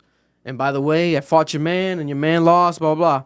So then that could be the 0 for 2, because this could be the 2 right now, what happened at the strip club, Dream. For those who don't know, the Gentleman's Club, strip club, Dream in New York. This is the actual video we have right here of the timeline, right? Basically, Joe... if this happened, Taxstone's man snitched on himself. Because nowadays, social media, these niggas be on social media posting shit that they should not post. Look at this, right? This man posted on his Instagram story, I beat on him dolo. We ain't jump him. ... Free Taxstone. Admitting to him being the one that punched Joe Budden. And he said free Taxstone, right? So it's like, oh, is that cosign, right? And then you see him post this shit. Look at this shit. He posted it on Instagram, a photo, right, with the Scully covering his face. And then he says in a comment, a worker could get a boss touch. That's tough. Hashtag free my brothers. Why is he saying worker? Joe Budden called Taxstone a worker. recently on the gave you the Gilly game? and Wallow podcast right here. That's why we can't have the right conversation. You keep naming workers. What do you mean workers? I'm not a worker. No, I said Taxstone gave you some game on the podcast. He couldn't give me the game I was looking for because he was a worker. I was talking to the people running the network. So for what he means, for context, for those who don't know, because I'd be deep diving into this podcast shit, Taxstone worked for Loudspeaker Network, I believe it was called, LSN at the time, which a lot of podcasts coming out that time. I think Brilliant Idiots was on that at one point in time. They were basically distributing podcasts for people and like helping them manage them, etc. So that's what Taxstone did. I think it was, who's the man? Combat Jack. I think Combat Jack, who passed away, another icon in podcasting, was the man behind that company. Correct me if I'm wrong in the comments. But then, keep it going. Okay, this is when Joe... That's to suck my dick. Whoa! He said Taxstone suck his dick. I won't play the rest because I know Joe copyrighted. So that was the most recent. That was the part when I said that he had like the long dissertation. But look at Joe Budden now responding again, literally as we were recording, in the comments of this man. Joe don't give a fuck. Look at this. So Joe says, I ate that punch and broke my hand on your face. ... Y'all should learn how to fight. So Joe basically validating the situation and reminding you, you know, at least in my take, you know, my opinion, I feel like he's not going to go, obviously, the legal route with this at all. He's on some street nigga shit, you know, keeping it, whereas like, but at the same time, there's an irony to all this. Street nigga shit, but we on social media with it. What's going on? Like, what's going on, really? Like, why are we posting all this? Like, why are we admitting to crimes on social media? Why are we saying, like, you know, I did this, but also this is a cosign from this, you know, this man sent me to do this, basically, ha ha ha. And now we got Joe Budden responding. You know what I'm saying? He probably saw these posts from No Jumper, etc. He probably saw the blogs, and he's like, oh, this nigga really tweeted or posted me? What the fuck? Or posted, he did that to me? And obviously at the same time, Scully or no Scully, Joe's going to recognize who was the man that he fought. So by looking at him, he's probably like, oh, this was the man I fucking fought. What the fuck? So right now, it's a confirmation of like, okay, Cesar Pina is obviously a dumbass now, even more than before. Because remember the post we saw yesterday? Why is he was posting subliminally trying to like take credit for that situation, and then making fun of Queen Flips. Yeah, making fun of Joe actually being fucking hit and quote unquote jumped, fighting in the club, in the strip club. But then it wasn't even pizza. It was Taxstone. You know what I'm saying? That's why we have to be, you know, careful. Teach their own. Shout out to Joe Budden, but man, when you're in this podcasting shit, you have to like, you know, you cannot take it. What's going on? Oh, nothing. What are you saying? Oh, no. What are you swinging over there? Are you swinging a weapon? What is going on? What happened? You talking too much. Nah, listen. A tape measure. This nigga's measuring his dick You over want to there. measure my penis? That's wild. That's a wild ass fucking statement. Let's do it. No, but it's true. It's like Joe Budden really is out here just like, you're doing all this. At the same time, you have to realize, like, when you speak, people are going to be offended. But if he's capable of handling it, you know, God bless. But it's like, do you want to die? Are you willing to die? Just because you want to tell a nigga, suck my dick and this and that, and you want to, like, call him out on the podcast for content. You know what happens with that, right? Like, you go out, niggas are going to catch you on sight. So, like, why are you still going to strip clubs? Why are you not with security if you're no longer... He says on the podcast all the time, he's not a street nigga, etc. no more. Like, that's not what you are. Maybe you should have some security. You, like, be prepared for these type of situations. It seems like he don't give a fuck. You know, he got the Bear Mace situation with Pizza's brother. 2 days later, strip club, I'm out. I got punched. I don't give a fuck. Went on Instagram Live. Now he's like... So this could keep on going. And it probably most likely will, because Joe is not going to, like, hide about it. And Joe did say that he's interviewing tomorrow on the podcast. We're going to talk about it probably next week. The strippers are going to be on the Joe Budden podcast this week. God. So he's going to get eyewitness account. The strippers are going to break down what happened. And he's probably going to call out that one stripper. There's one stripper that was going crazy tweeting, saying he got folded like a chair. Like, I saw him get folded like a chair. That wasn't even that was just some random That was bitch. a random bitch. The Hating one she ass was bitch. like, She has stripper the one eyes. She was like, oh, I was so drunk. But, She has stripper but eyes. Did I just see Joe Budden? What? She has stripper eyes. She look like a stripper Bro, to me. she was doing that shit for clout. That's a thing? Stripper eyes? Yeah. No. You know This more than nigga's me. talking on his ass. You know more than me. Don't play yourself. He's talking on his ass. Wait a bro. minute. This nigga's acting like your pupils dilate the more penis you see. Like, what's wrong with this No. nigga, bro? You know, the stripper eyes. You hear this? Stripper nigga? eyes, bro. No, you don't, because you wear sunglasses all the time. Because you might got some stripper eyes. You little. No, Yo, this nigga's crazy. What are you trying to put on my body right now? I will Whoa, strip. pause. Anyways, I feel like Noel could be a male stripper. I ain't got the body for that yet. It don't matter, bro. You heard I said yeah. It's like working towards it. Working towards happening it. in the future. I promise you, nigga. Let me get the body. I'm be in fucking desires. Whip my dick out. But But yeah, man, I thought Pizza was out here pressing niggas multiple times. I was like, damn, we might get pressed too for joking, like nigga. And at the same time, you're the one scamming, bro. Only thing he's What the pressing, fuck? Only thing he's pressing is the sandwiches. Nigga. Like how do you like that was I was gonna go off on him if that was the case. Like I'll still go off a little, but it's like how would you if you are being accused of scamming and you did a whole live where you basically admitted to yes you did some fucked up shit and you're gonna make the money back. You're once gonna he make the comes money out of back when you jail. come out of jail. Like you're gonna do something again. Like you'll figure it out. You know. So people are gonna clown you, So bro. he's accepting that he's going to jail. Basically, Like he knows it's gonna like, bro. He ain't dumb. He's not dumb. But he's trying to present this persona that he's like with that whole like story of like Mighty, editing. holier than thou. Yeah, and like he's trying to present himself as the main character, and it's like Ghost. Like Ghost was the villain, but he was the protagonist. Like he's the main character. That's how he sees himself. He's the good guy that everyone's painting to be the villain, and he's the main character of the story. But in actuality, you are a fat, greasy, disgusting fuck who defrauded a shit ton of people. And I truly hope you rot in prison. And I hope they don't let. I hope they don't let you eat in there. Talking about the fat jokes they hurt me. I hope they do. Get to a fucking gym, bitch. Fuck. He gonna come out of there looking like Gunna. Yo, I hope so. Like, damn, nigga, the fuck. He should level up. That'll be hard. That'll be I'll hard. applaud him if Pizza comes out looking like Go celery. meet the nation in there. Go become like Muslim or some shit, bro. Like, change your life. Would you work with him if he comes out? Oh no. Hell no. I can't do no business with him. I'll have him on the podcast. You won't trust him? I'll have him on the podcast, but I would Bro. not have no I'll have security in here packed. That nigga was on the live laughing at the niggas he defrauded, talking about now you gotta wait for your money because there's trials happening. Fuck is wrong with you, bro? Yeah. I'll smack the shit out that fat nigga. Oh my. I'll smack that nigga so hard his stomach will turn left and then right back, nigga. But with Oh the my Taxstone God. shit is like, damn. Okay. Like that's some street nigga shit with some like I get it. Like that was obviously bound to happen. And it's like Joe gotta stop it. Like So this is my thing.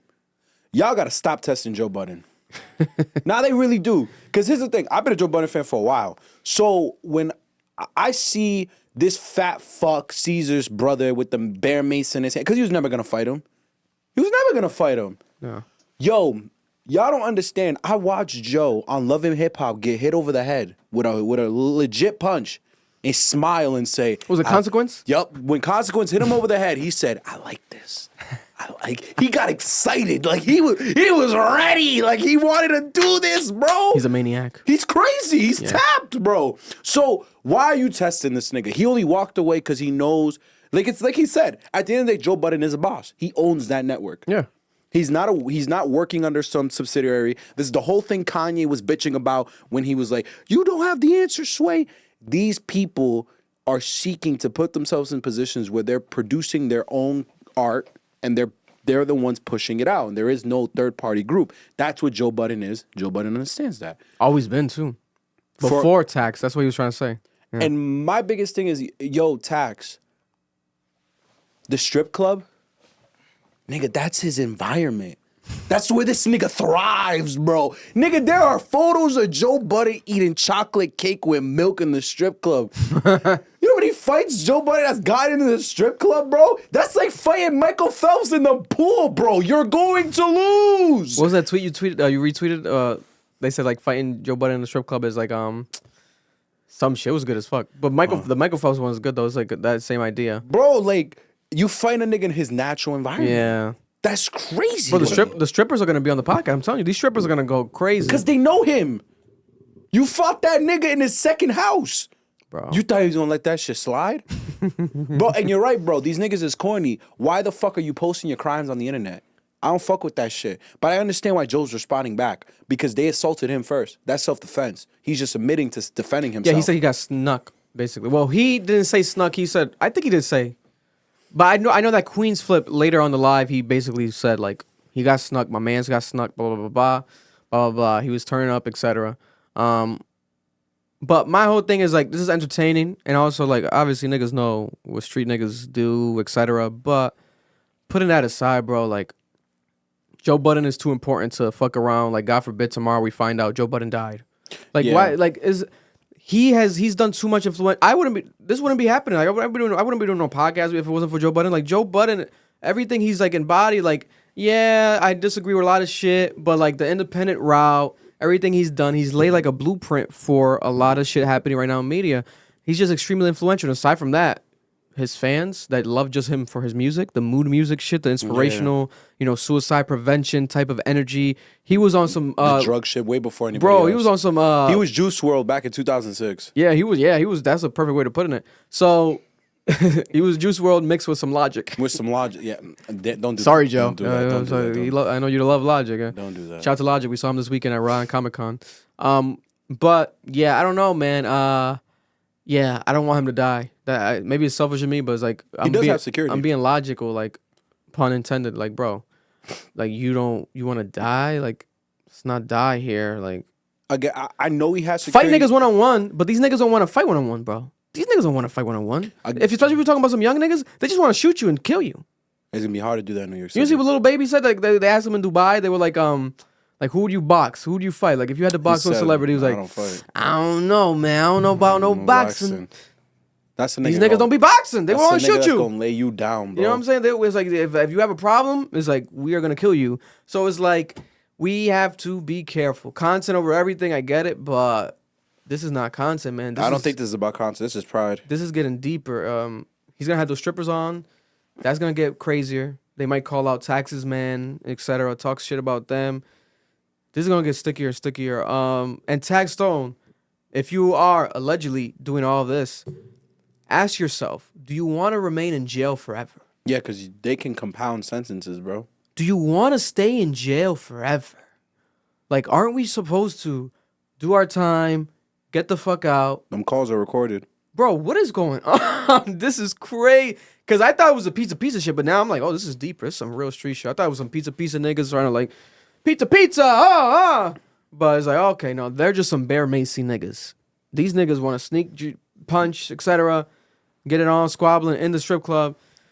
I feel Joe, though. If I'm eating my chocolate cake and a nigga sneak me while I'm wearing my Uggs, I'm gonna spit everywhere. I'm fucking everyone up. Because, nigga, there's ass in my face, bro. This chocolate cake is delicious. Yeah, man. I'm gonna beat your ass, nigga. You never heard, bro, there be great food in them strip clubs, too. Wings. Great food. Black Toasted Wings were at Magic. I think Magic in New York. No, not New York, my bad, Atlanta. Mm-hmm.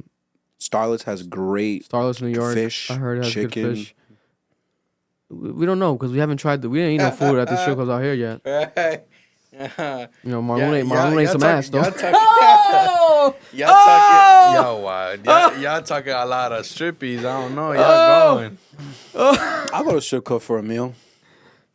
Maybe 2. Ooh, both cheeks. This nigga's crazy. Yo, I'm gonna let you know right now. If you eating the strippers' pussy or ass on the first link, you're a nasty nigga, bro. Oh no, yeah, they have to go get tested for like iron. Like their iron level has to be through the roof. Them niggas is fucking Tony Stark now. Y'all niggas is Tony Stark if you eating some stripper pussy in the strip club that same night, nigga. Bro, in general, bro. That's crazy. Oh In my general, lord. If you're willing to eat a stripper's ass or pussy in You general, got yeast infection in your eye. crazy. Yeast infection. That shit just in your whole body, niggas, like venom. It's just coming out of your every hole. You a nasty motherfucker if you're willing to eat any of that. God bless. Moving on, we want to talk about J. Cole. J. Cole had an interview with Lil Yachty. There's 3 major highlightable moments from this actual J. Cole interview. First of all, J. Cole basically says that Joe Budden was right. We were right. Majority of people were right in a sense of like he out-rapped Drake. But the way he said it was very politically correct and very smooth. So let's look at the clip here. Who the fuck was saying that wasn't? Who said that wasn't true? He fucking mollywopped that nigga.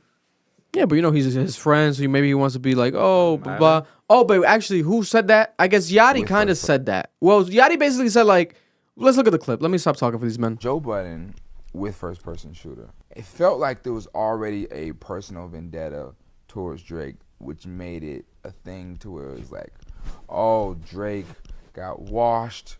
Oh, Drake may not be that guy. Not looking at it from the standpoint of, man, I think personally, I think what his first contributor to that song made it the song it is. It gave it the energy. And I also hate how people think like if Cole and Drake get on the song together, it's like they gotta be trying to like rap each other and shit. I understand.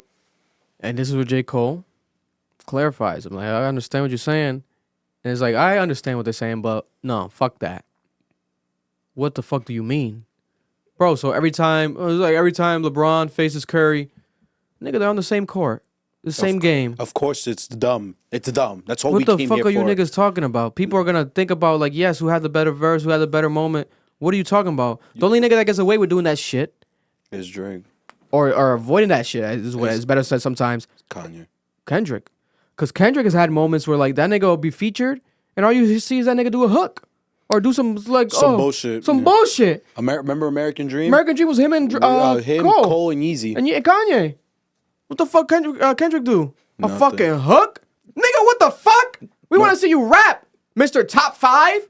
By the way, where the fuck are you at? It's been another fucking month since For All the Dogs. It's been how many months since fucking his album? A year. That bum-ass album with you and your aunt. I don't want to say it's a bum-ass album. That's your words, not mine. I don't like that album. I think it's good for what it was. I respect that now more looking at it. I respect, like, yes, it was personal, but we are not going to act like that shit was a masterpiece or that shit was shifting culture or that shit was like oh my God, this is why he's better than these niggas. Bro, you need more. And we're going to talk about J. Cole's album too. But this is what Cole said. He basically agreed with us. You know what you're saying? In that moment, he chose the song over the competition and what they gonna say. Boom, boom, boom. Drake ain't looking at it like, I'm gonna take Cole fucking head off at some point. Don't think he not looking at it like, nah, we just gonna make the bet. Nah, he come from that cloth. Yeah. So he at some point in time, he gonna want his lick back. But why is Cole saying this? Is it Drake's words or his perspective? He's like, probably his perspective. Think about it, because J. Cole is always Mr. I'm number 2, Drake's number 1. So he's probably like, he heard the song, etc. He probably was like, yo, this song is good, but like, this nigga could have ate me, pause. This nigga could have ate me up, but could have ate you up? This nigga just decided to like just do this. Okay, he chose the song more than me, because that's what it was. When we reacted to it, like, that's how it was. We were like, yo, like, beat it, like that whole energy and shit. That's not out-barring anyone, but that's like energy and like, and like, and it also predicted what happened.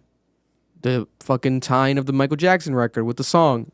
Manifestation at its finest right there. So that was an important moment. But J. Cole definitely had overall a better verse performance overall. Like, he out-rapped Drake, you know? But J. Cole acknowledged it here as well. But he's like, you don't think that, okay, he wasn't thinking it at the time, but don't think he won't get his lick back on another song. What's the other song gonna be? Probably on J. Cole's album. But will it happen? I think it can happen. Hell yeah, it's gonna happen. Because who's a better rapper out of the two? If we're just talking about pure bars, like if they went to their fullest extent right now. No, it's overall. Like if these niggas are some characters in Street Fighter or some video game, and you have them with the max like 99. What's that shit called? Like and 2K and shit. What are you talking about? Max stats. The stats. Yeah. You got the stats, the actual. There's another word, nigga. It's not stats. Y'all niggas is wrong with that. I don't think it's stats. It's attributes. It's literally attributes. Attributes? Yeah, bro. I played 2K this morning.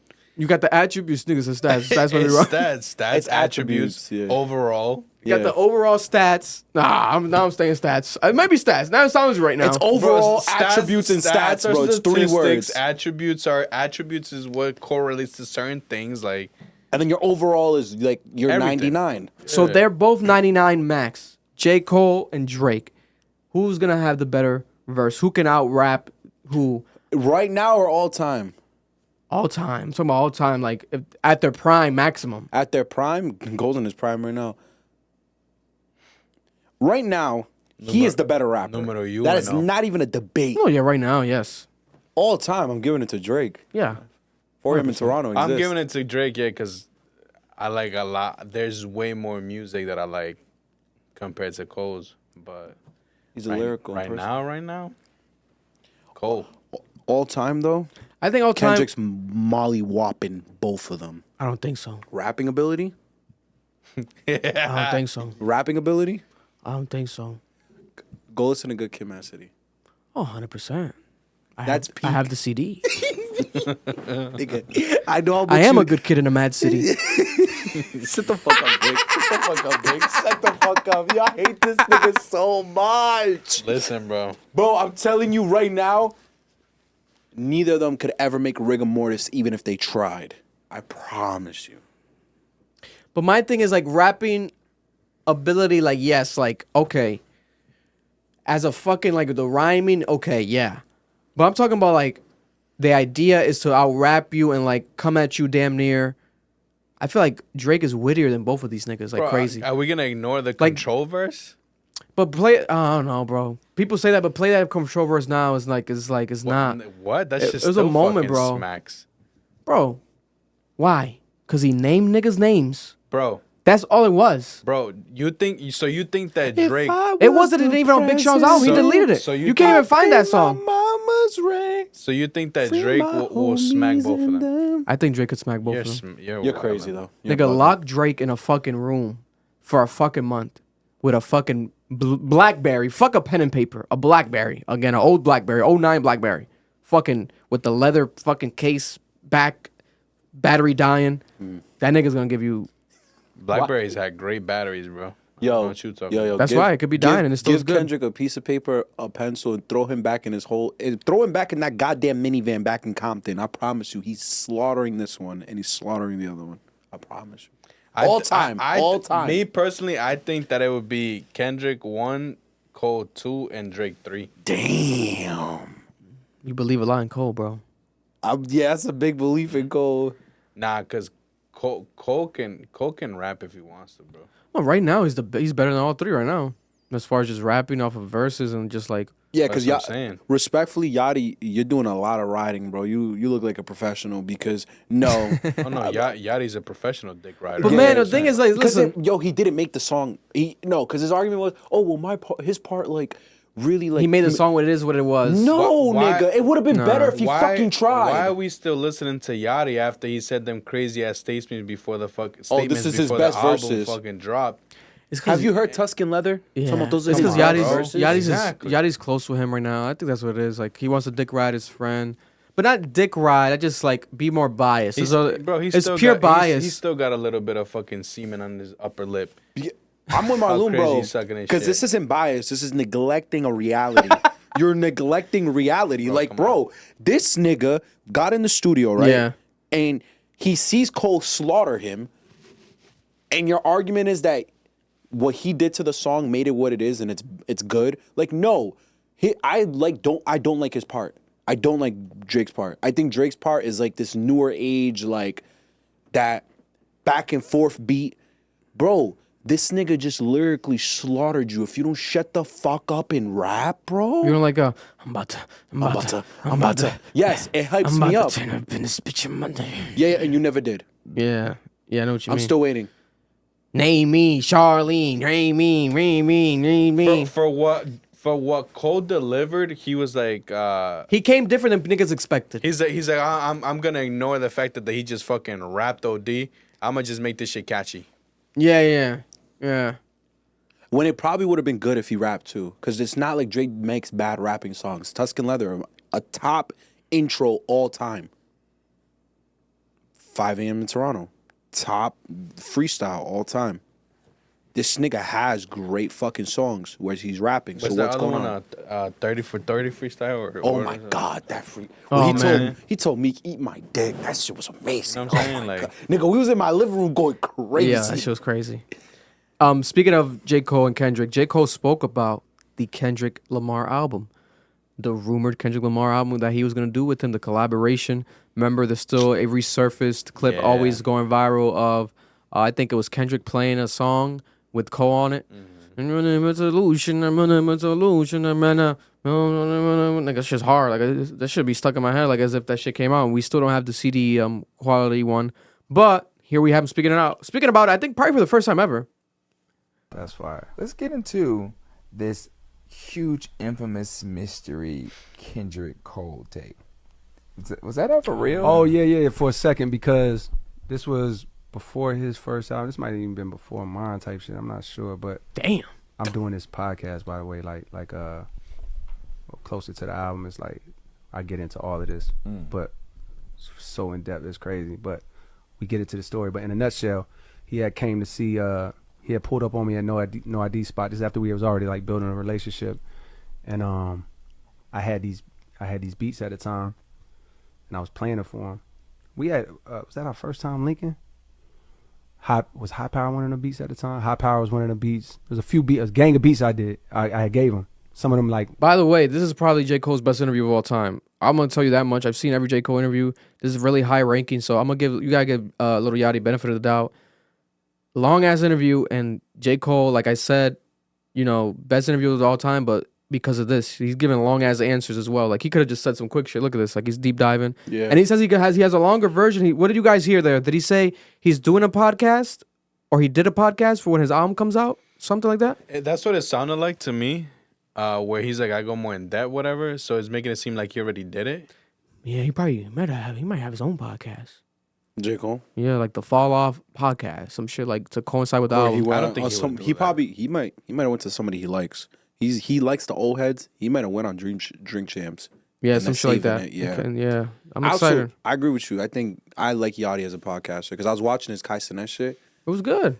He's a really good podcaster. I really respect him at that. It was good, bro. You gotta do that. He knows how to make people feel comfortable. He tries to do that. And it's in his bedroom too, which is dope. It was weird, but it's dope. You know what I'm saying? It was weird.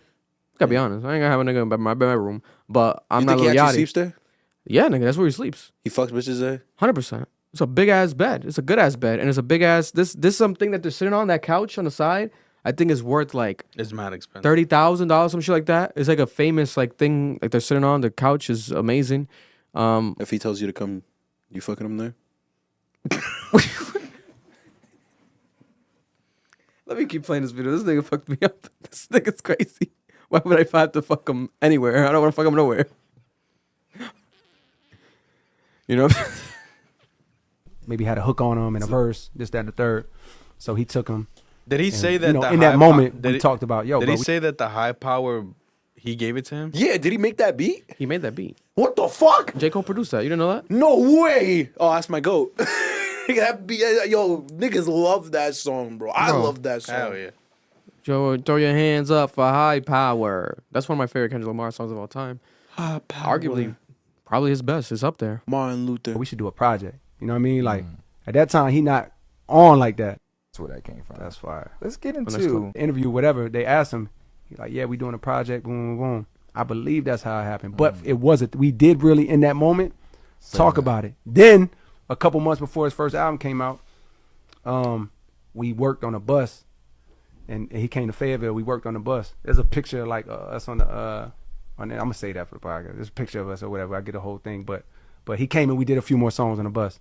So at one point it was a real thing, but bro, time in life, we ain't never got a chance to like really go in and do it correctly, because that would take time, bro. For us to do something like that's full of our potential, that meets our real potential, bro. That you're gonna need time, like years, maybe. Yeah, maybe years, maybe at least a year. You feel me? And bro, when you got two successful artists with lives and families, it's like, bro, that's hard to do. One of the longest living rumors. Yeah, for sure. We put it to bed years ago, but at one point in time, it was a conversation, interview, whatever. If Kendrick Lamar and J. Cole drop an actual collaboration album and they do it for real, it's up to them to fuck it up. It could easily be trash, or it could be the best album in the existence of creation. I'll tell you this. This is what I believe, right? Especially if J. Cole produces shit on there. I believe that if they were to do something, put the camera on you, because niggas want to see your sexy face. I believe that if they were to do something, it would have to be in the upcoming years. They can't wait 10, 11 years. Because then I'm not gonna care anymore. Especially Kendrick. I'll put the battery in his back. They ain't gonna, where you at, nigga? They ain't gonna care. Get started, bro. They ain't gonna care. They gonna be too old to be. You know what I'm saying, bro? Because it's like they're gonna be talking about shit that only people our generation is gonna fuck with. It's not gonna rock with the younger generation. You know what I'm saying? Because like we know their fucking potential and we fucking love with like what they do and shit, but they would have to do it in the upcoming years. I say like in the next max 10 years, and I think that's too much. You know what I'm saying? That's true. That's true. That's true. And Kendrick probably already has like his next two. These are the type of people like J. Cole. Like he had his current 3 album plan. And I'm talking about like each song is both of them on them. It's not just like, oh, here's a single, a Cole single, here's a Kendrick single. No. It could be that though too. I wouldn't be mad. I wouldn't be mad at that. I wouldn't be mad. But what I'm saying is like for something like that, it has but a to majority be, it of has collab. to be Cole Kendrick collab. It has, yeah. And this is that makes sense. I'm gonna give niggas their flowers here. This is why Watch the Throne is such an important album in our culture. Yeah. Because they did it. Did it well. Despite all their issues, they did it well. They did exactly what you just said, a back-to-back. Jay and Kanye were back-to-back the entire fucking album. And that's what you'd expect from a J. Cole and Kendrick album. That's what I'm envisioning in my head. Yeah. And the fact that he was so honest about it, he's like, bro, that shit's hard as fuck to do. It's true. And them niggas did it. So salute to them. Flowers to you for being able to make that happen. I'm sorry you weren't able to. Mm-hmm. But I promise you, because I truly believe this is what happened, I think Forbidden Fruit was one of the songs they recorded. And if that bullshit is what they were going to give us, keep it. I love that song, but I don't want to fucking hear... I don't want to hear Kendrick on a fucking hook saying, me and my bitch. No, it's Took a little trip. Yeah. Down to the garden. Like, I don't want to hear... Bro, rap, nigga. I get it. Say some shit, bro. Like, Yeah. that's what you made on that bus? That's some bullshit. No, I think on the bus, he might have been referring to the song. No, bro, that was before their album. That's what he was... Forbidden Fruit? Because Forbidden Fruit was a while ago, right? Born Sinner was his second album. Yeah, so he said before his first album. So he might have kept that shit, bro.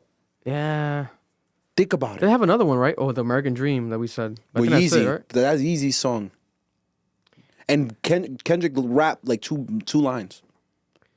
Yeah, man. I would love to see this happen. This is like every rap fan's like dream idea. Mega stars coming together to not just make a song together, a Drake fucking has to do album. some shit like that too, bro. I think Drake is gonna do it because a real rapper.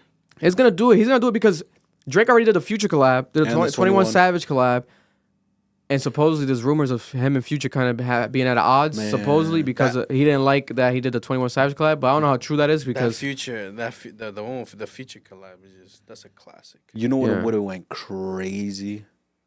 Drake and Rick Ross. That would have been crazy. It never was gonna happen though. 2015, I would have liked this. Drake and Kanye. Oh yeah, That would have been insane. that would have been insane. I'm still waiting for a Black Hippie shit too.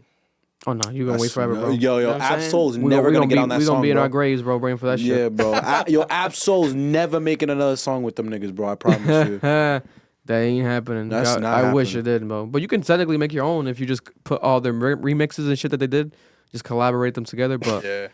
make your own little playlist, Black Hippie playlist. Honestly, we might get their off seeds before we even get theirs because Isaiah Rashad, Doechii. Isaiah Rashad, Reason, JID, and Earth King, they all love each other. Yeah. They fuck with each other heavy. Unless We might unless get. they drop Reason. They might drop that nigga. Everything that's been happening.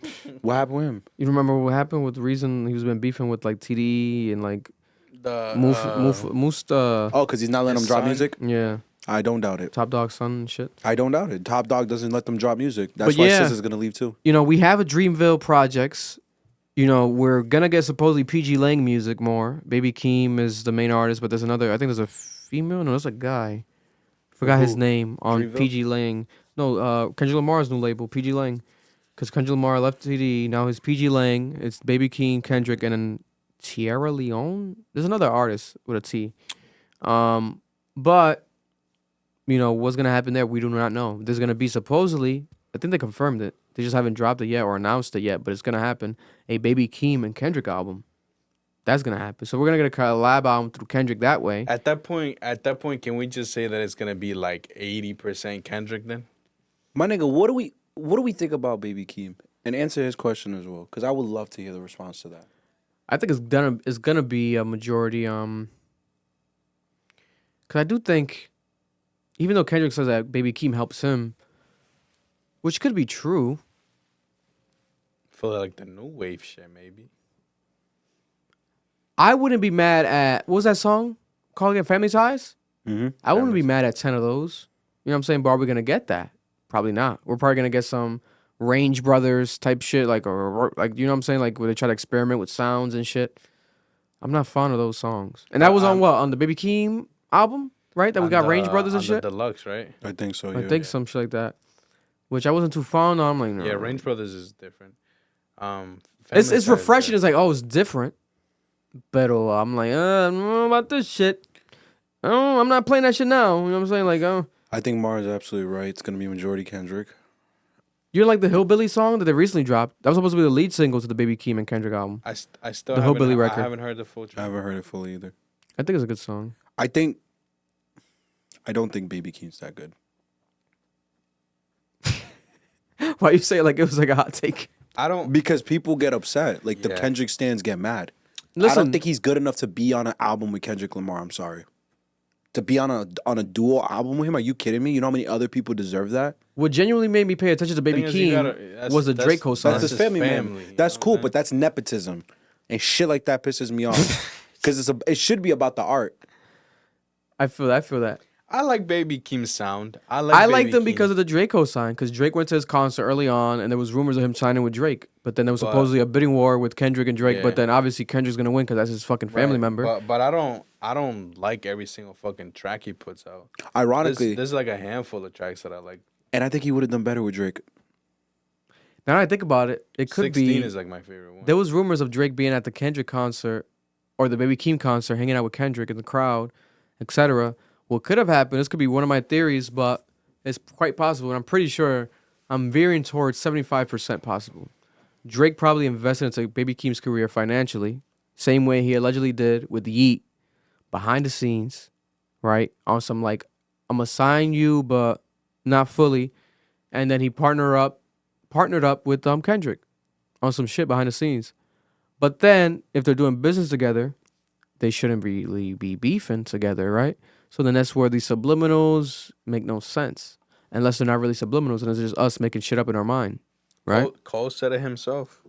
What, that we're making shit up in our mind? No, don't believe what you see on the internet. Yeah. So it could be bullshit. They could be cool this whole time behind the scenes. Because I had an inside scoop that was kind of alluding to that when the Kendrick Lamar album dropped. So it could be, man. But I'll tell you this much. Drake usually reposts, supports people publicly. He did not do that shit with the Kendrick album at all. Any Kendrick songs at all. At all. He does that damn near with everyone. He doesn't do it with the majority of his artists. So what you talking Nah, about? but he was with Majid Jordan this weekend, though. We got to give him some credit. I still haven't heard that album. He hasn't posted Shorty. Is it good? The new girl? Naomi Sharon? No, he posted her. He posted her? He posted her. Oh. When he signed her? All the time he posted You know who her. that I'm is, not gonna right? lie. Yeah, he knows. That's The woman? The new girl. the one that he Yeah. I'm not What even gonna say about the her? story. Oh, like her like her history? Yeah. I don't know her history, no. Drake flew her and her husband out. Oh yeah, he like broke up the marriage and shit like that. Yeah. You know, it was spicy.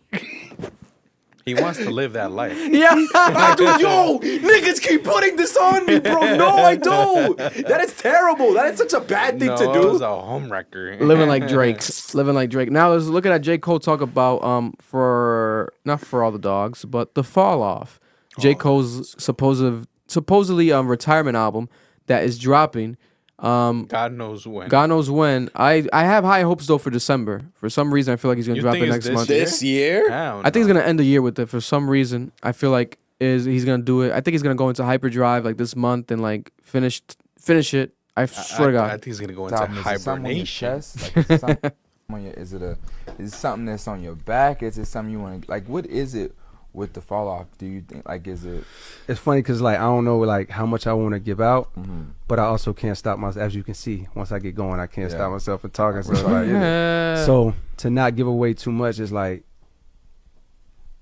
years ago, this is 2015, after my biggest album, 2014 Forest Hill Drive, I got off tour. I was doing music on tour, like, I was making beats on the bus, writing here and there, but I was, I was chilling for the most part. I was working, but it wasn't any type of urgency. So I got home, bro, I was comfortable. I was comfy, watching TV with wifey. Like, I was watching TV shows for the first time, bro, since I was in my teens. Like, at the time, it was Narcos. I'm watching full series. I never did that shit. How to Get Away with Murder. There was this random ass show called Odd Mom Out. Like, so you feel like with this album, Odd Mom Out, I gotta look that shit up. Skill set that I came in the game with. I started as a sharp rapper, and I still was at that time, but I got sharp in other areas. I came in sharp on some secret recipe. That's how I came in the game. Or came in the game. When I was a teenager, that's how sharp I was in my early 20s. By the time Forest Hill Drive came out, I was a storyteller, album maker, song maker, Love Yours, Emotional, boom, boom. I had lost some of that bite. And I was trying to get that shit back. I'm like, yo, go write a fire verse, like, with bars and boom, boom. And them shits was falling flat. And I was like, oh, you lost the step in this regard. Are you comfortable? And it was like, yo, and I had a real talk with myself. I was like, yo, bro, you accomplished a lot. That album was, you know what I mean? That shit went crazy. The tour went crazy. It's like, yo, you made it to where you wanted to make it to.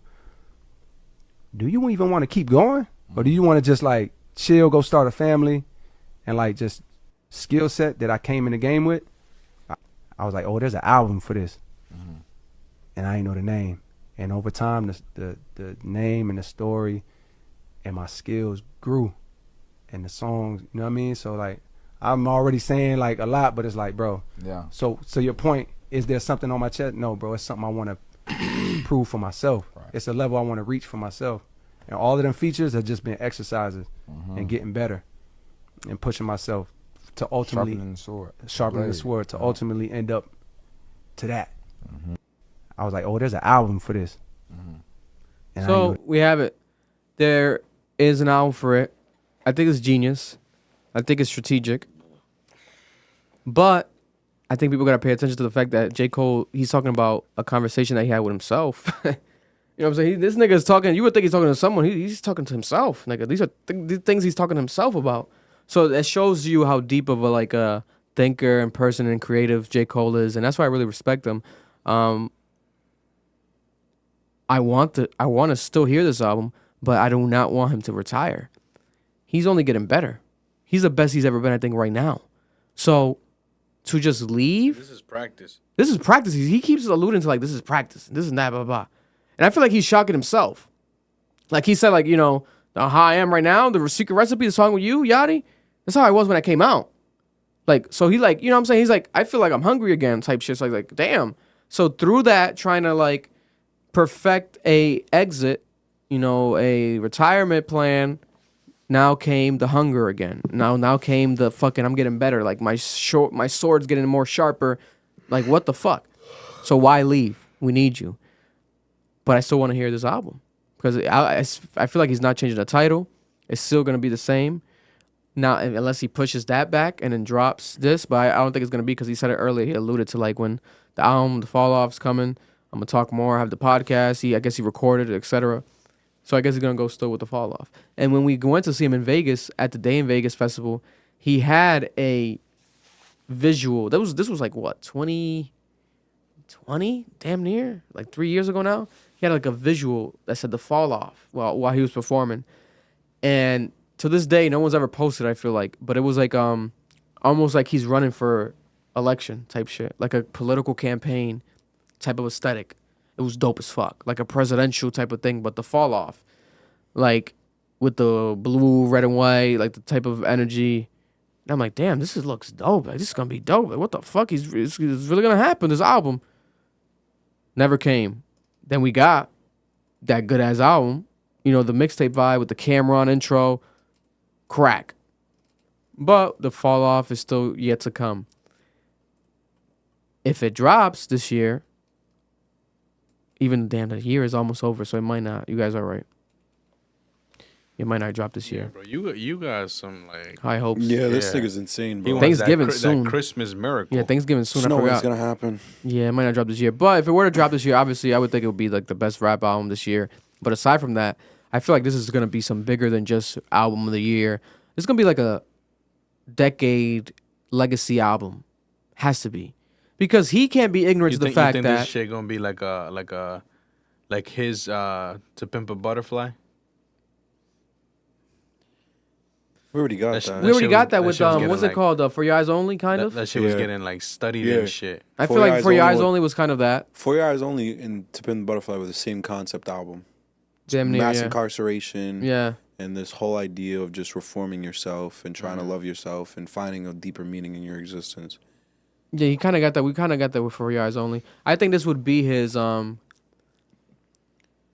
thing. Like it's like you can't even put this into words. It would be like a seminal moment because he can't be dropping. J. Cole cannot be dropping fucking features that are fucking crack and then drop an album called The Fall Off and then literally fall off from it releasing. It would be the biggest irony story in the history of music. I don't think he's gonna retire after that. There's no way. Hell no. He has a problem. He has an entire label with multi-talented artists. You can't retire. You can't just stop. And it's funny because He might not drop like bodies of work consistently. but he's still gonna drop them. That's not retiring though. He's still he gonna could probably end do a up on collab with songs. Jid. But look, Daddy Yankee retired, and how many features has he dropped ever since he fucking retired? Bro, Jay-Z retired after the Black Album. Kanye was supposed to retire after My Twisted Dark Fantasy. That's Niggas what be he was capping, claiming. bro. The only niggas ever cap. really retired was Joe Budden. And he still be hinting at like he wants to get back in it. And Because like, Sci-Hi keeps testing him. Nah, he can stay being a podcaster. Yo, Joe Budden can rap. No, nobody's saying he can't. yeah, we gotta play a fucking like some like deep cut Joe Budden from Marlon one day. Yeah, That'll be a good ass reaction. It will be mixed terribly. I'm gonna let you know right now, and he'll admit it himself. It will be mixed terribly. Nah, but I do think like that. Even Daddy Yankee's rumored to be dropping a new album now with. Wasn't the last one his final album? Nah, but now he's coming back and he's gonna do an album supposedly with DJ Aldani, the Dominican DJ, and they're gonna do like DJ with young niggas, with like a bunch of young niggas type shit, like a mixtape vibe. So that's gonna be Daddy Yankee. He's trying to be the Hispanic Khaled. Yeah, so that could happen though. I guess Daddy Yankee, that should happen. But then the whole last tour, it would make no sense. But niggas really never retire. It'll all be capped. I'm just sad though, cause like all these niggas are dropping these albums. Everyone's feeling like they're gonna retire. We haven't gotten a single juggernaut out of any of these camps. The thing is for me, right? Go ahead, finish. Like, pause. Think about it. Most of the juggernauts we've seen have come out of someone's camp when they started to kind of decline. Jay-Z with Kanye. Yeah. Lil Wayne with Drake. Where the fuck is our juggernaut? Even Rihanna with Jay-Z. That's why Jay-Z kept dropping, is because he signed Rihanna. He had to. He got an umbrella. He kept making songs with her. Fucking No Church in the Wild. Like, this is my point. Like, where is our juggernaut? Because it's not in Dreamville. Drake don't got one. Cole, Kendrick definitely don't have one. Baby King. Where the fuck is my juggernaut, nigga? Because it's not coming. There's no one who's gonna take that step to take control of rap. There's no young person coming up at any of these major record labels. It's not in QC. I think these niggas really gotta like Drake. In my opinion, I think he should have like signed Ice Spice. Like that rumor that he was gonna sign her, blah blah. I think he should have signed Ice Spice. Bro, I think we had him and he died. Who? Think about it. Juice WRLD? I don't know. I love Juice WRLD, but not him. Someone made this argument to me. Oh, XXXtentacion? He's one of them. Yeah. The other one was Pop, bro. Tupac? No, nigga. What do you say? Pop Smoke. Oh, Pop Smoke. Yes. Oh no, 100%. If Pop Smoke was alive today, Pop Smoke would be the hottest artist still right now on the radio. Bro, it's crazy to me because I keep wondering, I'm like, where the fuck is the juggernaut? I'm like, oh, they died. 100%. Because it would have been X. I truly believe it. But then X died. I'm like, damn, we're fucked. And then Pop showed up. I'm like, this nigga can make songs outside of drill. The only New York artist to successfully do it. And it sound like he. and then he died. I feel like a Drake could have like packaged better and like actually influenced better like a Ice Spice. I'm not gonna lie, like someone that like getting people's attention already, has the hit songs, but then like they have no interest in developing an artist. If you want to take her more serious, because a lot of people are not gonna take her serious. Her butt shakes. God bless. You know, they make fun of her. God bless, bro. But she is talented. If we're being honest, like she has them hit songs. She knows how to keep a hit, and at the same time, she's grabbing people's attention. So if a Drake comes in, okay, now let me sign you, let me help you, let's do a proper album. Let's get you on some R&B vibes. You know, get a song with me, some well orchestrated, serious like shit. Let's work on your stage presence, your performance. That could be a megastar. I agree. I don't think Drake could talk about performance when it comes to like being on stage and shit. Yeah, but he could probably he's a teach terrible someone. performer. He could probably get someone. He could hire the whole team. You know what I'm saying? Because my frustration is this, bro. Like, yo, we are watching people not be like we're watching artists come up and just give us singles to try to get a hit and get some bread. There's no more artist development. Niggas ain't doing what Thug did with Gunna and Baby. Niggas ain't doing what Drake kind of did with The Weeknd. What Kanye did with Travis. Like, and people have ego too, so they probably don't want to step in and be like, "You signed to me, bro. I don't want to do shit. You do your own thing." Like, because it makes them, I could do whatever I want. But it's like, I think sometimes you need that, like, step in and control. Nicki should have done that. Yeah. Yo, if Nicki truly, like, I want to say this respectfully. With Dice Spice, you mean? Yeah, if she cared about the art. But then I'm hearing that it might have been like a 1-song thing or 2-song thing. So I don't even know how, like, did you sign her or not? What the fuck? This is my point. If you cared about the art and the culture, you'd put everything to the side and be like, yo, I see you're hot. I'm going to teach you how to make a song. And speaking of Drake, there's news that there's new Drake music dropping. Now, is it going to be his album? I don't think so at all. I think it's gonna be a while before we get a new album of his, because I feel like For All the Dogs is still kind of like growing on people more and more. Not me. But there's 2 new Drake songs allegedly on the new Benny the Butcher album that's coming soon. One of them's old. One of them is already old, already came out, leaked. But even if they redo that, mastered, it's a good ass song, a good ass verse. The Butcher's coming, nigga. You know what I'm saying? The second one, we don't know what the fuck it's gonna sound like, you know. And then we're gonna get some. The fuck was that? Face, bro. We gotta get this nigga's face. This nigga's face was crazy.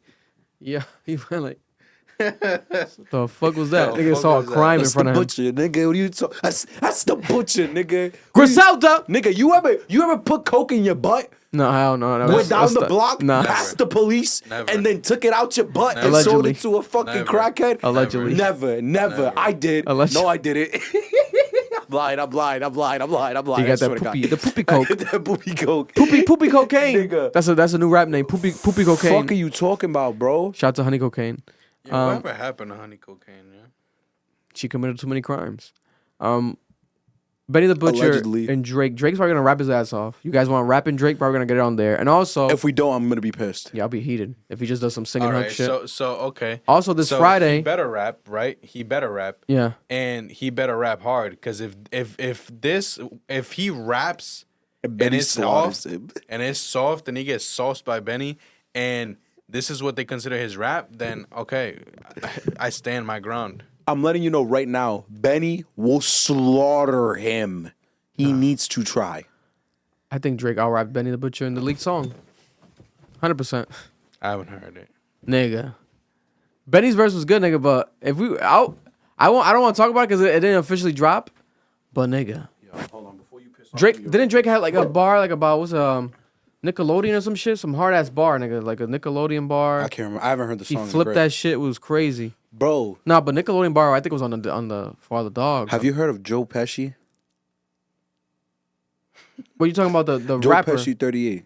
You heard the song before? But that's not his rap name. Joe Pesci's an actor, nigga. Joe Pesci's from Have you heard the Goodfellas. song Joe Pesci 38 by Benny? Oh, you talking about the Butcher? song? Yeah. Yes. Okay. Yo, 97 Hove. I promise you, Drake is gonna be in a blender, bro. Like what are you talking about, bro? If we're just talking about like, yes, he can do it. Yeah, Benny could do it. Don't get me wrong. I think Benny's a better rapper than all of the Griselda. But nigga, all he's gonna rap about is gonna be cocaine, bro. What? He can't rap Drake about bitches. Nah. Nothing else. Bro, Betty be saying some fly shit, bro. Yeah, but Drake is like you gotta replay that song. I'm telling you, I think Drake out-rapped him. I think it could be a tie. I don't think Benny had the better verse though. It could be a tie though. But that song might not drop. It could be 2 new songs completely. But I think they're gonna drop that. They should because it's a good song. Will Drake redo his verse? Will Benny redo his verse? We shall see. But Drake is gonna be on the DJ Khaled. God bless. We know he is. That's actually true though. Whenever Khaled told everyone already, he has 2 songs on there. 2 songs on the Benny the Butcher album. 2 songs on the DJ Khaled album. Throw them away, please. The DJ Khaled album, I think it's next year. Drake's gonna be on it, 2 songs, and there might be 2 songs. I know there's 1 confirmed. Might be 2 on the Meek Mill and Rick Ross album this Friday that's dropping. Drake. That could be some fucking bro. Drake and Meek don't miss. That's gonna be crazy. Drake and fucking Rick Ross don't miss. I'm gonna be in the club calling you niggas broke. Go All ahead. 3? We're gonna get some stay scheming level of like, what the fuck is this? You know what I'm saying? Like, I hope so because you fuck with that Meek Mill and Rick Ross song. no, I don't. I love Meek's part. I don't like the 2 singles like that. I feel like they're like they feel throwaway-ish. Like if we're being honest, like I like Meek's part. I like Rick Ross' part. But they don't feel like, yo, we've been waiting for this. Like I've been waiting for like a Meek and Rick Ross album. I don't love the cover art. I've been waiting for I don't love the title. I've been waiting for Ross's Mastermind. Yo, someone has to hack into Meek Mill's Bank of America account and just take all the money. Wait, because I need this nigga to rap like he's hungry as fuck. Like I need to hear this. I need to hear the starvation in your voice when you rap. I need to hear that you haven't eaten for 3 days, bro. This nigga rapping like he mad cool, like everything's straight, like he don't got bills to pay. You know, nigga pissing me off sometimes. What's the name of that guy that he was always beefing with back in the day? Oh, Casanova? Cassidy. Cassidy. Yeah. We need to get Cassidy back on his ass. Yo, for real. Yo, Meek rapping. That would like be crazy. Like he been in the suburbs his whole life. Nigga, where's your hunger? Yeah, he could turn it up a notch. It might happen though. We still gotta wait and see. So we don't know. But those 2 songs, I think there's like 12 more new ones we still gotta hear. So we shall see. Speaking of Young Money artists though, we spoke about Drake. Look at Nicki Minaj. Nicki Minaj has told the Barbz to calm the fuck down. Finally, right? Thank God she's told the Barbz. You know, fan bases are hectic and fan bases are dangerous, and the Barbz and the Beehive are amongst the worst. Barty Damn. Gang as well. The so Cardi B fans as well. So you might be good, bro, now. I might be good because I'm a barb, but like I'm not a barb. Like, you know what I'm saying? Like it might be too soon to make like a... I'm not doxing no one for Nicki, bro. I'm sorry. Yeah, like I'm not going to be, you know what I'm saying? There's like a joke here I could make about the current war, but let me not do it. Don't do it. Dear Barbz, be sure to never threaten anyone on my behalf, whether on the internet or in person, whether in jest or not. I don't and never have condoned that. We have an amazing album right around the corner, December 8th. It feels so surreal and euphoric. Wishing you blessings on blessings. Now, this could be what happened most recently. Meg Thee Stallion dropped a new song on Friday. Nicki tweeted something where it was kind of like taking her head, someone's like the headphone meme. When you take your headphones off, like this music sucks. So people thought she was talking about Meg, right? Her and Meg, I guess they're not cool. What's going on? Because of Cardi. The Cardi B situation, right? Meg picked a side. Now, this might be tied to that. What happened? Did Meg Thee Stallion receive some more threats over the weekend from the Barbz again, and then reached out to Nicki like, "Yo, can you tell your fans to hop off?" That could be the case. That's what I'm painting in my head. Rock Nation probably said, "Yo, Rock Nation," you know what I'm saying? Yo, there's a lawsuit coming for you, bro. If you don't tell these people to shut the fuck up. Like Tory Lane's dad said, "And Rock Nation, everything's Rock Nation's fault."